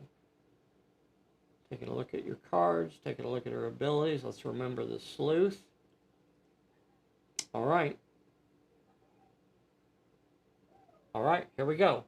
She is activating, and here is her first peril. This is for the unstable vortex. Dun, dun, dun. 1 with finesse. She has 3 die 8 in finesse. She does not have a spell on her right now. She's just going to have to earn it the honest way. She's going to have to roll one success. I don't see any cards. I don't see any abilities, anything else that are going to help you. You're just going to have to roll it. You need one success. That's all you need here. And you got the one success you needed. You're past the first peril. That was for the unstable vortex. The second peril is for interacting with the weeping angel. The weeping angel is also perilous, so you will have to take a peril for interacting with the angel. One with finesse again. Sorry, that would have been your draw. That would have been your draw, Sean. You passed a peril, so you would have drawn a card, and that's your misfortune. Oh, right. Now it's your second peril. One with cunning or might. So Okay. that actually helped you. That'll put you up to 4 die 8. I'll put you up to 4 die 8. And remember that we're going to draw another card when you pass this. This is for your second peril. Whew, by the skin of your teeth again. You needed one success, and that is what you got. So you passed that challenge, and now you're going to draw and add another card to your hand. You drew off balance. You play that when an enemy activates. They have to discard a card, or they suffer some penalties. All right. Now it is for the major plot point. The major plot. Somebody was asking recently about rather than doing random challenges for plot points and perils, can you just make them up? And absolutely, yeah, that's you're 100% you're allowed to. Like if you're creating your own scenarios, no reason not to say here's a area of quicksand, and to get through it, you've got to roll 2 with might or whatever to leap over it, whatever. Now, personally, I really love the random challenges. And the reason is because it gets into that idea that it's not just one thing or another that gets you through something. We'll use the quicksand idea. Okay, well, the quicksand, okay, might, you have to leap across or force your way through it or whatever. Maybe finesse your way through. Maybe finesse is to, run across it quickly enough that it doesn't, that you don't sink down in it or something like that. I don't know. Why would you be able to? You couldn't use cunning to get across quicksand, right? Of course you could, because you realize, oh wait, there's a vine hanging right there, and I could swing across on the vine. And all of those are things that you run into when you watch those old serials, when you read through the old pulps, when you watch any action adventure movies, when you think of ways that the heroes deal with challenges that are unusual and unexpected, right? Like you're standing on an island surrounded by crocodiles. How the heck are you going to get off of that? There are a lot of different ways you could go about it. So that's why we don't like to just tie that. Personally, I don't like to do that, but that doesn't mean you should just do it that way. You could easily just say, well, you know what? This is going to require a finesse check. And it requires a finesse check. Same way for the plot points. And that's why using the adventure cards is a way to kind of make that happen a little bit more. So instead of drawing a random challenge for the major plot point, we set this card aside, and it's called the Strange Box. And the Strange Box is the major plot point. So when you get to the major plot point, then you have to roll for it. And guess what? It has all of the skills on there. Might, finesse, or cunning. But it is a big one. You're going to have to roll 3 successes with might, finesse, or cunning. And once again, that's just my belief. It's my feeling that I like the idea that things can be done. There's more than one way to skin a cat. There's more than one way to do different challenges. So that's reason why a lot of those cards have multiple, ways of doing them. All right. Now, you're going to have to roll 3 successes with might, finesse, or cunning. I'm looking at your abilities. I'm looking at your cards. You're going to have to do it the honest way. You're going to have to roll 3 successes on 4 die 8. Are you ready, Sean? I'm ready. All right, here we go. Just for the record, it's not my fault. I'm just going to say that in advance. Boom. So if it gets 3 successes here, it's going to be passed. It's over and done. It's not over and done. Actually, big monsters come out. If you haven't hit the like button for us, hit the like button. If you'd like to do this with us on a Sunday morning, Sean is over in Tennessee. Isn't that remarkable that we get to do that in this day and age and be able to play these fun games with people all across the country and around the world? So if you're watching this today, get signed up to play. We normally sign up about 1 to 2 months in advance.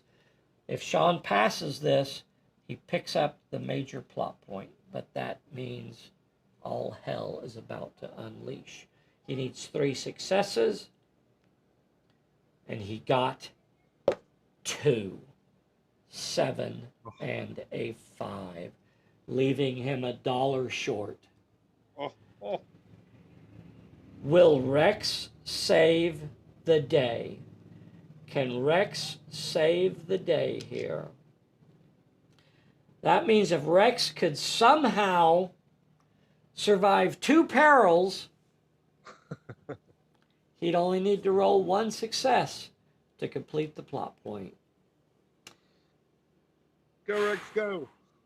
Are you going to activate Rex? Yes. All right, Rex activates. He is in the unstable vortex, and he will take a peril for that. Let's hope it's not an evil one. Let's hope everybody think about a nice low peril. 2 with might or finesse is not good. So you're going to have a choice here, Sean. Rage gives you a +1 dice in might. Remember that horror card that he got? Yeah. That actually boosted up his might. Did we forget to roll? No, they didn't get a recovery check yet.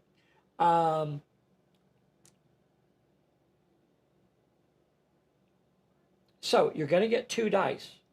You're going to get 2 dice because you start with 1. Rage gives you 1.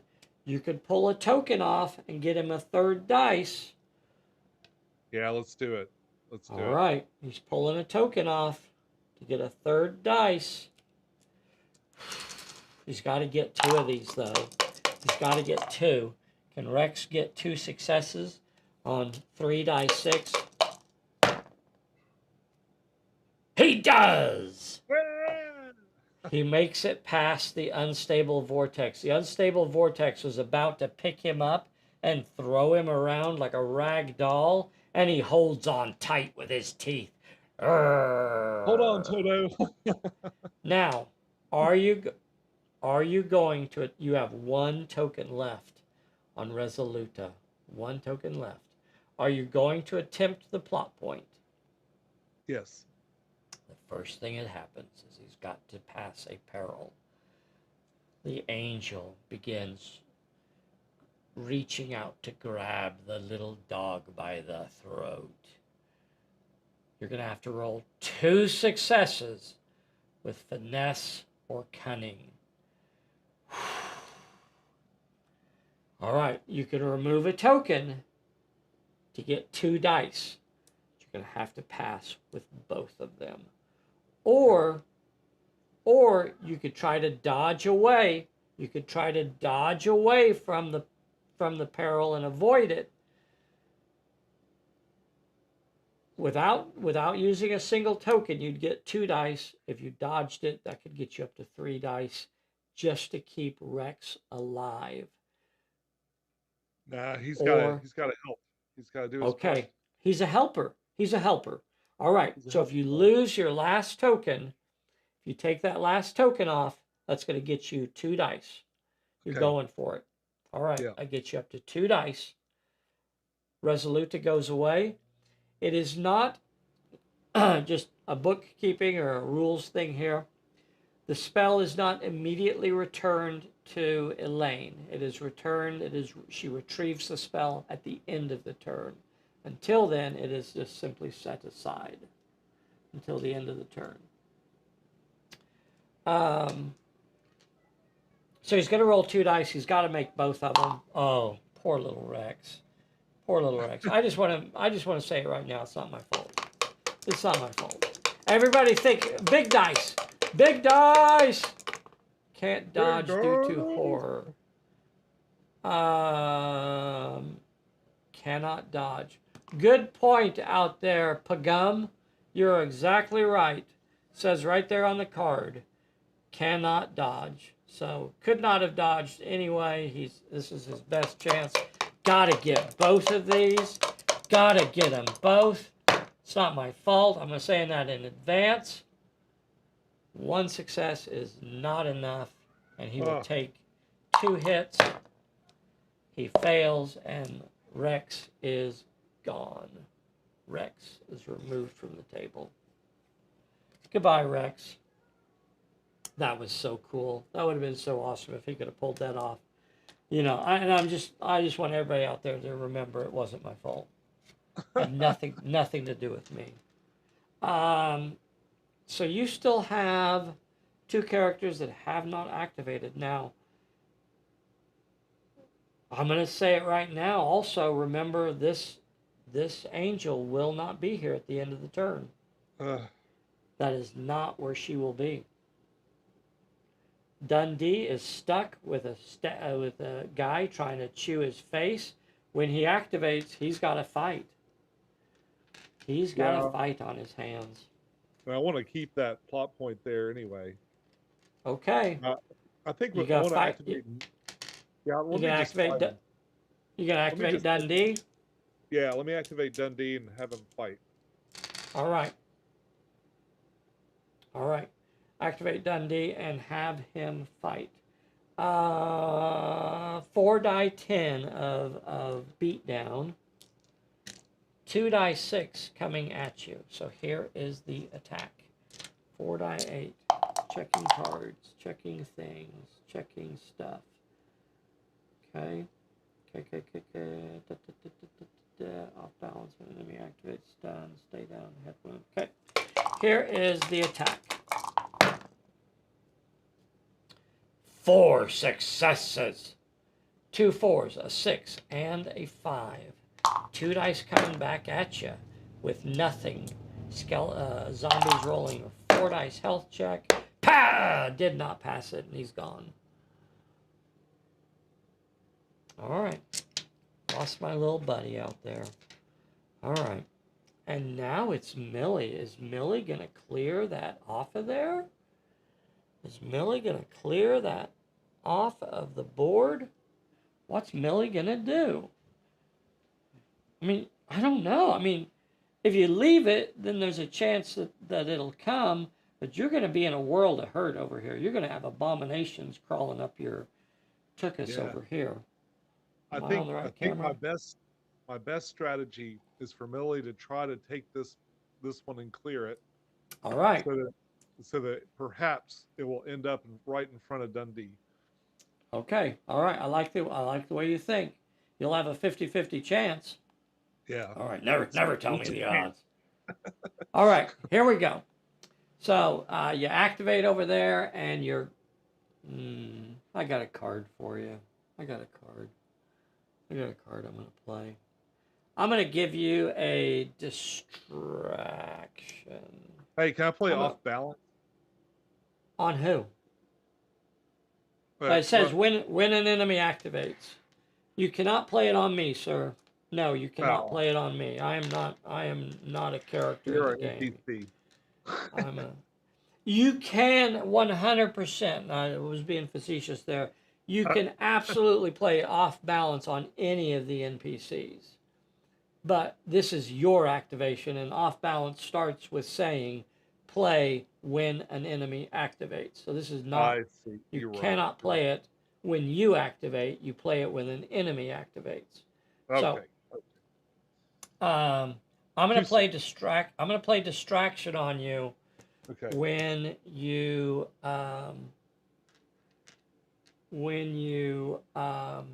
activate. So you're going to be at -1 to your might, your finesse, and your cunning. Ooh. You do have a misfortune in your hand. You could stop that. Yeah, I'll do that. I'll spin the misfortune to deny. Okay. All right. I'm not going to play anything else there. Yeah. Yeah. I'll play. I'm also going to play a bad luck on you and make you discard one random card. 1, 2, 3, 4, 5, 6. You got 6 cards sitting there, Sean. 1, 2. I got rid of your stunned. Your stunned is gone. Okay. So you still have 5 cards in your hand, and they are dangerous area, which I think you're going to want to play when I activate one of my guys over there, because you'll be able to probably catch about 3 of them in a perilous area, maybe Okay. more. I'm not sure. You may be able to catch all 4 of them if you're willing to put Millie in the perilous area as well. Um, um, Dangerous area, off balance, bad news, head wounds, stay down. Those are the 5 cards that you currently have in your hand. Now, we're moving forward to your peril. Here is your peril for that plot point.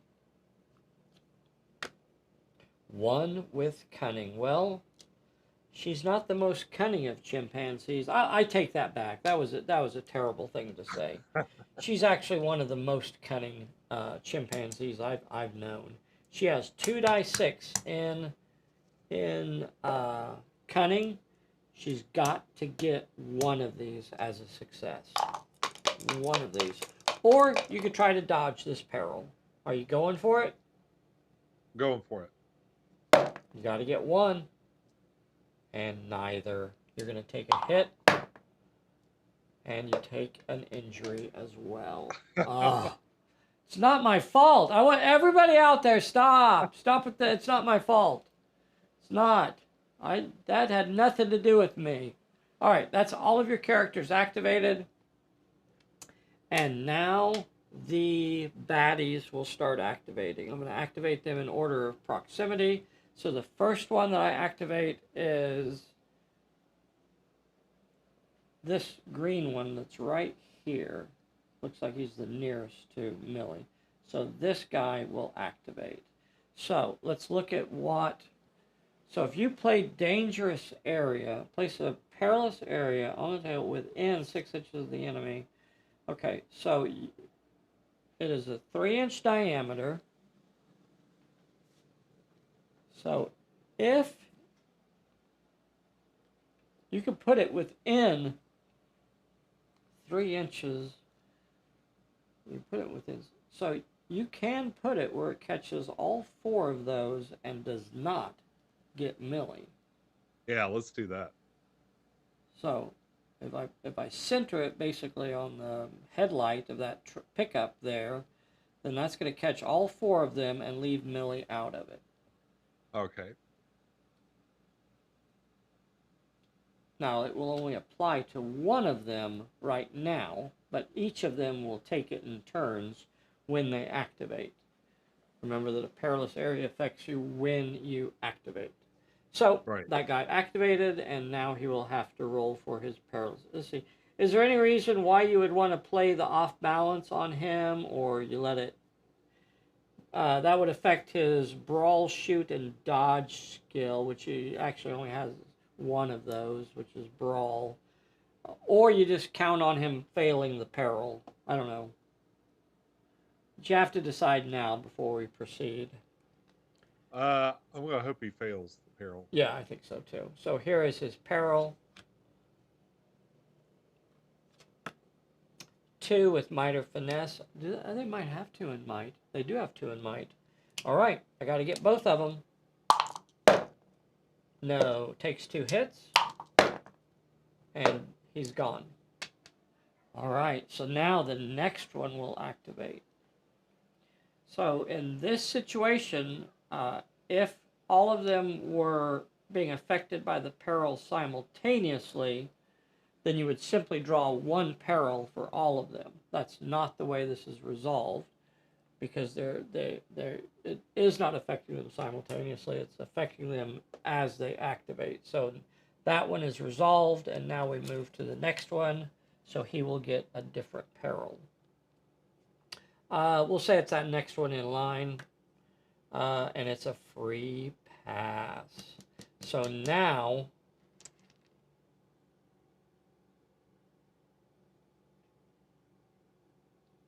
that one is coming after you. Do you want to give him the? I should have given you an opportunity to play that off balance. Do you want to play that off balance on him? Because he's Yeah, I'll coming. play off balance on him. Okay. All right. So the anyways discard a random card, or they suffer a -1 brawl. There's other stuff on there. That's the only thing. So do you want me to discard a card, or do you want to give me a -1 to my brawl? -1 to your brawl. Okay. All right. So I'll be rolling 1d6 to attack you. You could brawl me back with 3d6, or you can dodge me with 4d6. I'll brawl back. You're gonna brawl back. So the danger there is that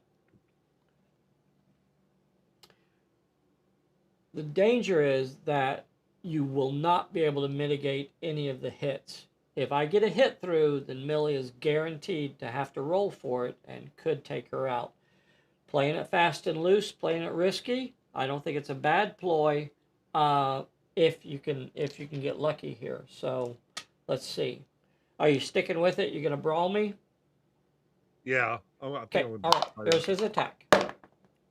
He gets a 3, didn't hit you anyway. It was a good call, Sean. Good call. You hit him one time, and that's not enough to do anything. And Reanimate is paying dividends today. Reanimated is saving their bacon today. The next one will activate. It's the green one there that's left. He will take a peril because he's activating in a perilous area. Before I do that though, I'm gonna ask you if you have any cards to play. Don't see any. Okay. Damn it. I'm gonna back up. Because you need that opportunity. You have a bad news in your hand. Oh, So okay. when an enemy takes one or more hits, that's when that is played. So when an enemy takes one or more hits, so I took a hit. Now, if we So add the proceed, second one to kill him.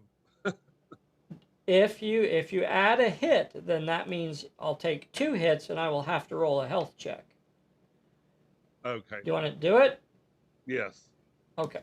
So I will have to roll a health check. 2 dice health check. I failed, and he was eliminated. Boop. Where was I at? So the next one is activating. You don't have a card to play, so it will have to roll for a peril. 3 with brawl, cunning, and might. Can't do any of those, so it will automatically fail. It will not be able to move. And it passes its health check, so it's going to stay in play. But it does not get to move because it failed the peril. The last one activates. It takes its peril of 1 with might or finesse. Got 2 dice in that. You don't have any cards to play.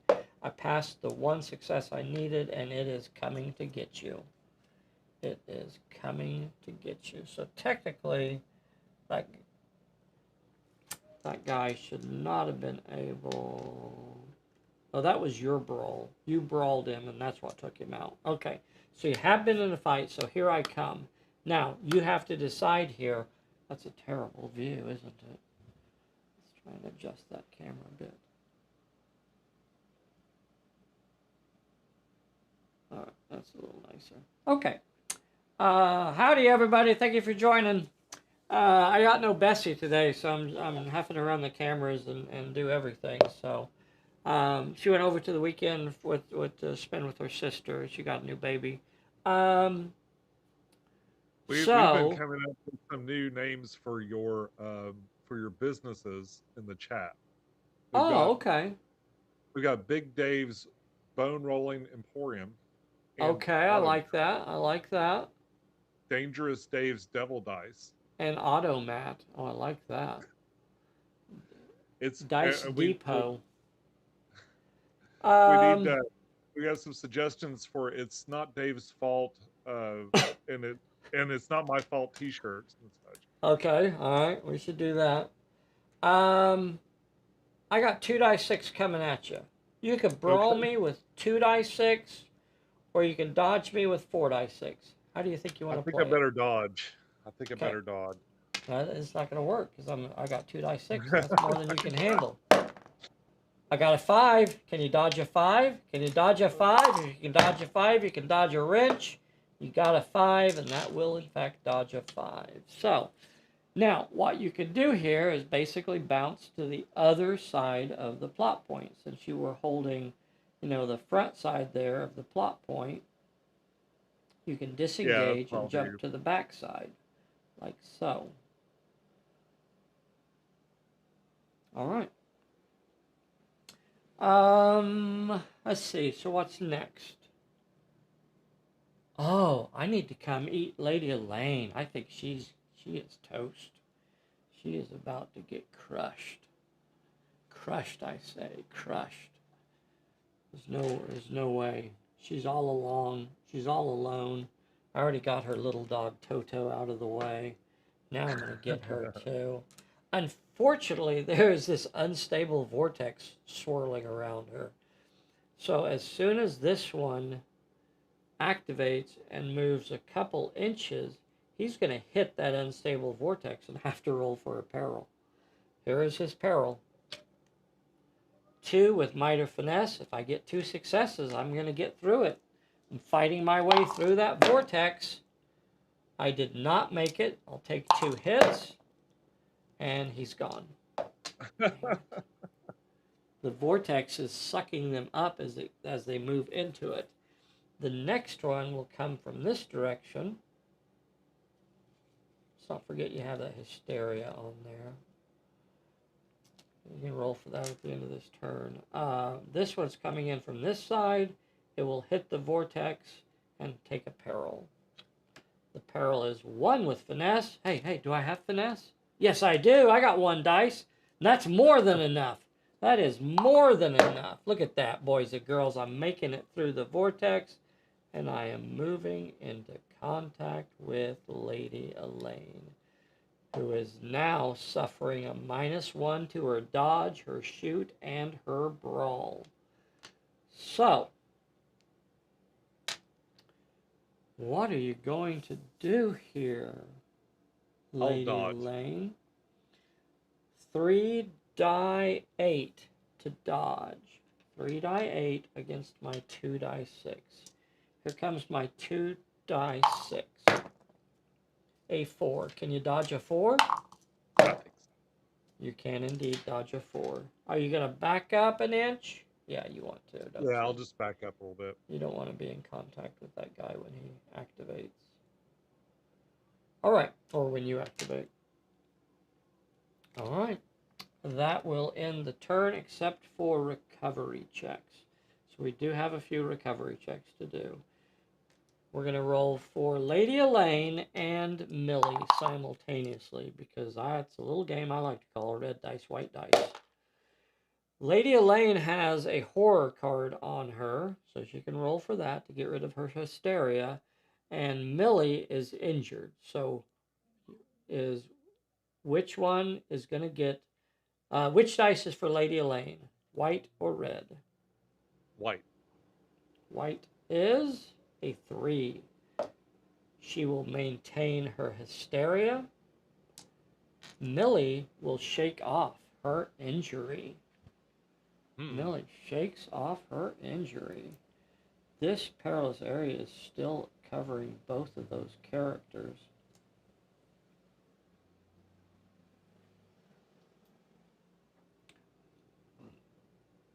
So Millie shook off her injury. So we're at the end of the turn here. The next thing that's going to happen is the unstable vortex is going to move an inch. Boop. And sit atop Lady Elaine's pointed head. And then we're going to move the... I still got 3 places to go. Well, you have not caught off anything, man. Oh, man, I tell you. Okay, so I got 3 spaces. He's hoping he lands at a good spot, though. So I have, we'll call this 1, 2 out here in the middle. The one way over there that nobody is at will be 3, 4. See how I do that? And then for Millie is 5, 6. Here we go. 1, 2. No. No. Yes. My weeping angel has swapped places and has ended up right back in the middle of the table. Notice that her... Please notice that her strange box is open for grabs. She's got only need 1 success to get her strange box open. And we are, now remember, baddies appear when her strange box gets open, though. Okay. We are starting the last turn of the game. We're starting the last turn of the game. This is it. Yeah. This is the last turn. Turn 6. Sean, your card is a bad luck. When I activate a character, you can make me discard something. I drew a unseen attack. Unseen attack. Okay, that's handy. All right. All right, Sean. It all comes down to Dundee being the hero here. You know, on the off chance that Elaine, by passing the success, gets another It's a good card. Yeah. Maybe I'll start with her. Okay. Okay. All right. Let me see if I have something naughty to play on her. Nope. I got nothing. All right. So she activates. She's in a perilous area. That was a smart move, by the way. Thank you. So here is your card. This is your peril. She's going to have to roll 1 success with might. She only has 2 dice 6 in might. I don't see anything else. So another thing that happened at the end of that turn, and I should have mentioned it, is that Resoluta was recovered. So she has that spell back. She also does have that Confuso spell. That's kind of interesting if she wanted to try and push that baddie away, but that it's not. It could be really handy in certain circumstances, but it's not going to help right now, I don't think. All right, so she's got to roll 1 success with might. She's got 2 dice 6 in might, and that's not going to be enough to get it done. Let's see here. All right. Need 1. You got the 1 you needed. Doggone it. Here's your card you're adding. Give or take. Wow, that's cool. That's cool. Before a character rolls for any skill, they gain a +X bonus or suffer a -X penalty. Your choice. Wow. That's awesome.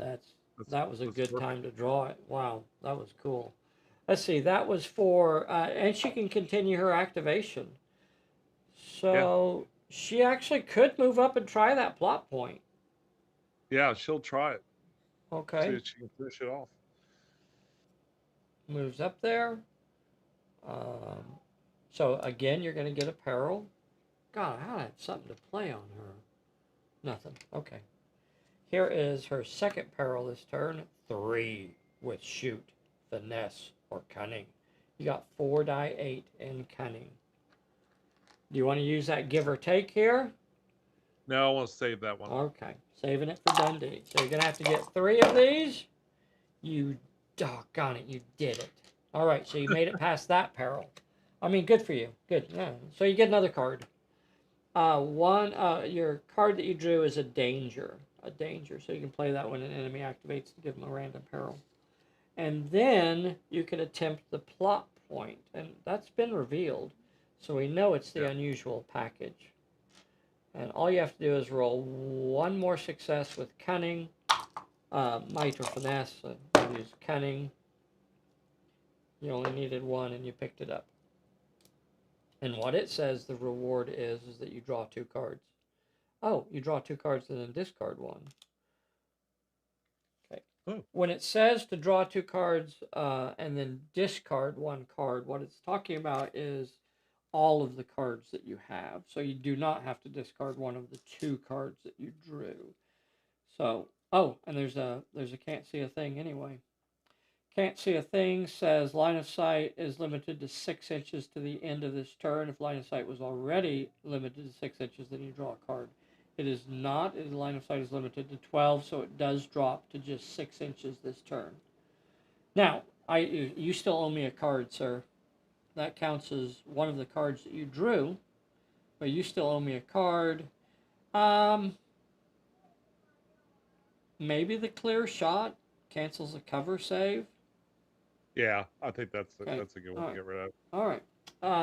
And that card is picked up. So that pedestal was cleansed and is all better now. Well, I think it actually did. Well, it was a smart move because it gave you an extra card there, and a good one that will help you. So that was handy. Yeah. All Let's right. spin Are you that going to give or go take for it card. now? Yeah. What was it? Yeah. I want to spin that give or take card and make On make Dundee. sure yeah. Yeah. Okay. Maybe Elaine has that. Okay. So is that what we're going to do next? Yes. Dundee. All right. So Dundee activates. It's a I cannot play cards when he activates, so there's no reason to look at that. He's 1 inch away.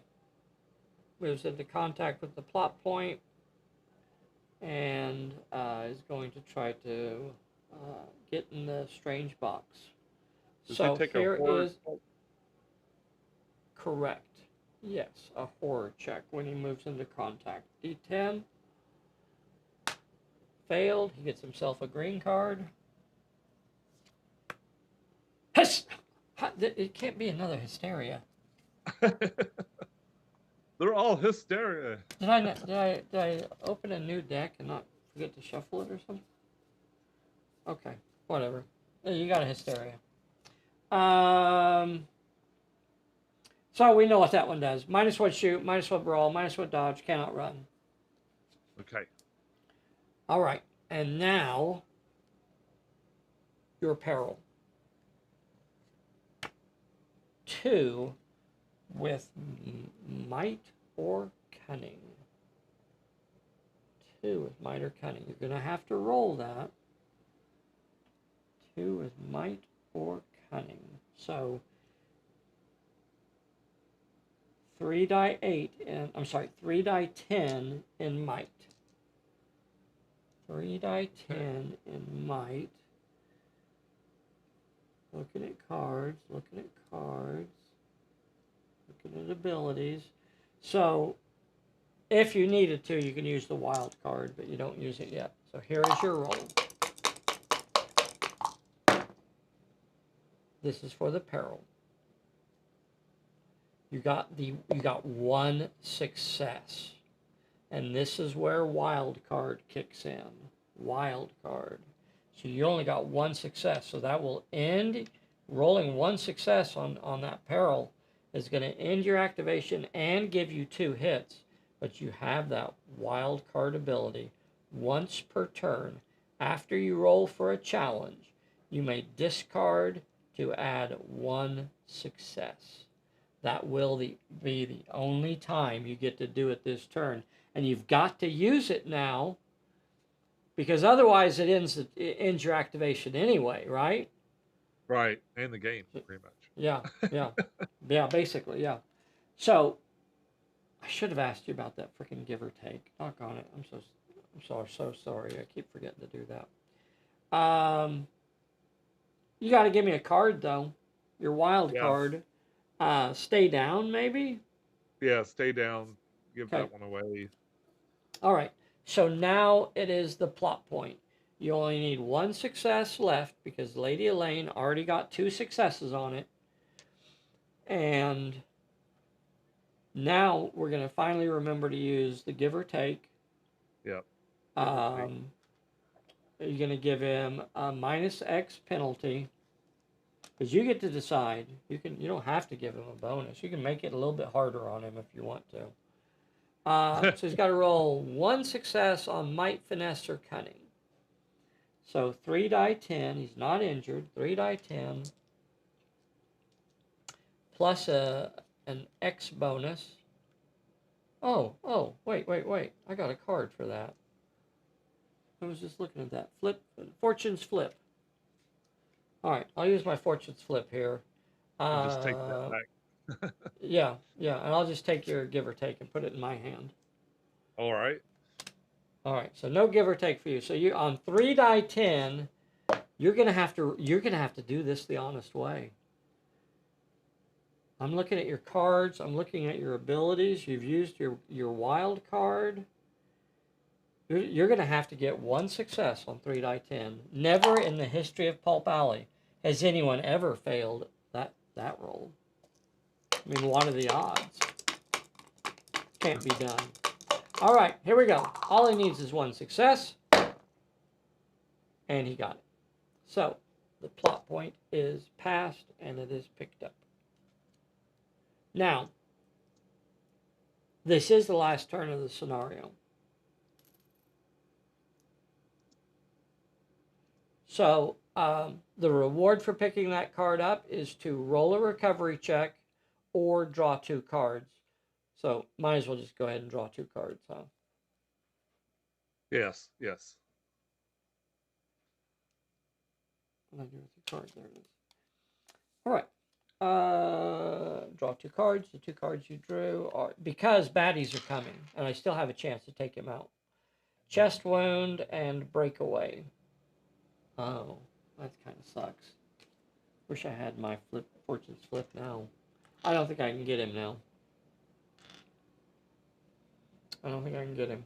We'll play through it though, because 2 big baddies are a coming. So that eliminates the angry spirit from the table.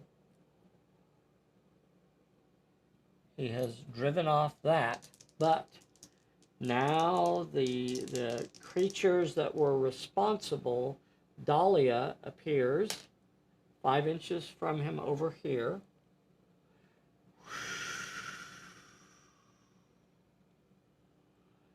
And Watch your cam, dude. the manifestation appears 4 inches over this way. All right. Now, they will activate this turn, but I don't think I can make him drop that plot point. The plot point is not no drop. So he has captured the essence of that creature, the angry spirit, but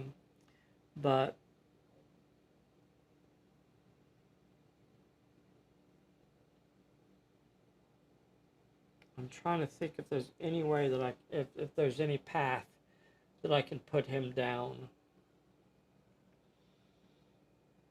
Both of them could cause some damage to him, but the best I could do is get him down to a D6 health.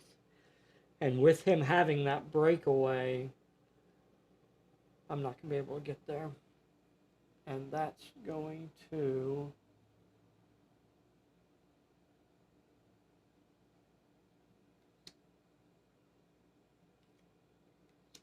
That's going to end it there, because I won't be able to take him down. I don't think at this point, nothing else is going to happen that's going to change the outcome of the scenario. So it actually works out in your favor, I think, waiting until that last moment. Certainly if it was your leader that picked up the major plot point, and they're not injured. Now, if Dundee had been injured right here, if he'd have just had one injury on him, it would have been quite a different deal. Also, he's still carrying that hysteria, so his shooting and his brawling and even his dodge would have been down. But with that breakaway, that means he doesn't even have to roll for one of those dodges, and he's just going to be able to get away from it. So almost the best I could hope for is to get one injury on him, and that's just not going to be enough to make him drop the plot point. So very good game, Sean. Lots of Thank fun you. there. Lots of That fun was a lot. strategizing. Very cool. Very cool. Very cool. So remember, if you'd like to do this with us on a Sunday morning, get signed up to play. Pagum, Eddie, Jim, Bob, thank you guys so much for joining us today. We do a live game every Sunday. We're also doing live videos, a live game frequently on Wednesday afternoons.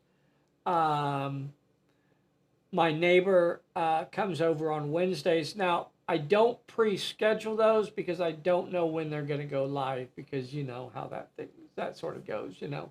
So he comes over and then we sit around and talk and, you know, do all that stuff, and then finally we get around to doing a game, and then I actually, you know, set it up to play. So it's not scheduled, but chances are sometime on Wednesday afternoon there will be a live game. We also do our Thursday videos live, and then we do this Sunday game. I'm not doing a lot of pre-recorded videos right now. I'll probably do one for Monday because I have a lot of stuff out there right now. I feel like I don't need to just keep pumping out content just to do it. There's a lot of stuff out there. There's tons of videos about how to learn how to play and how to put together your own league, and discussions about rules and things like that. So there's a lot of content out there. Now, if somebody has something specific that they want us to do a video about, and somebody had some good questions recently that I was thinking that we might do a video for. So if you do have a good question that you want us to do a video for, we can still do one. But otherwise, I'm trying to stay focused on getting the magic rules play tested and ready to go, and also the Tomb of the Serpent scenarios. And that's it for today. Thank you so much for joining us today, everybody. They're going to play us out of here. Doodle doo doo doo doo doo doo doodle doo doo doo Sean. Doodle doo doo doo doo doo doo doodle doo doo Dave. Doodle doo doo doo doo. That's it.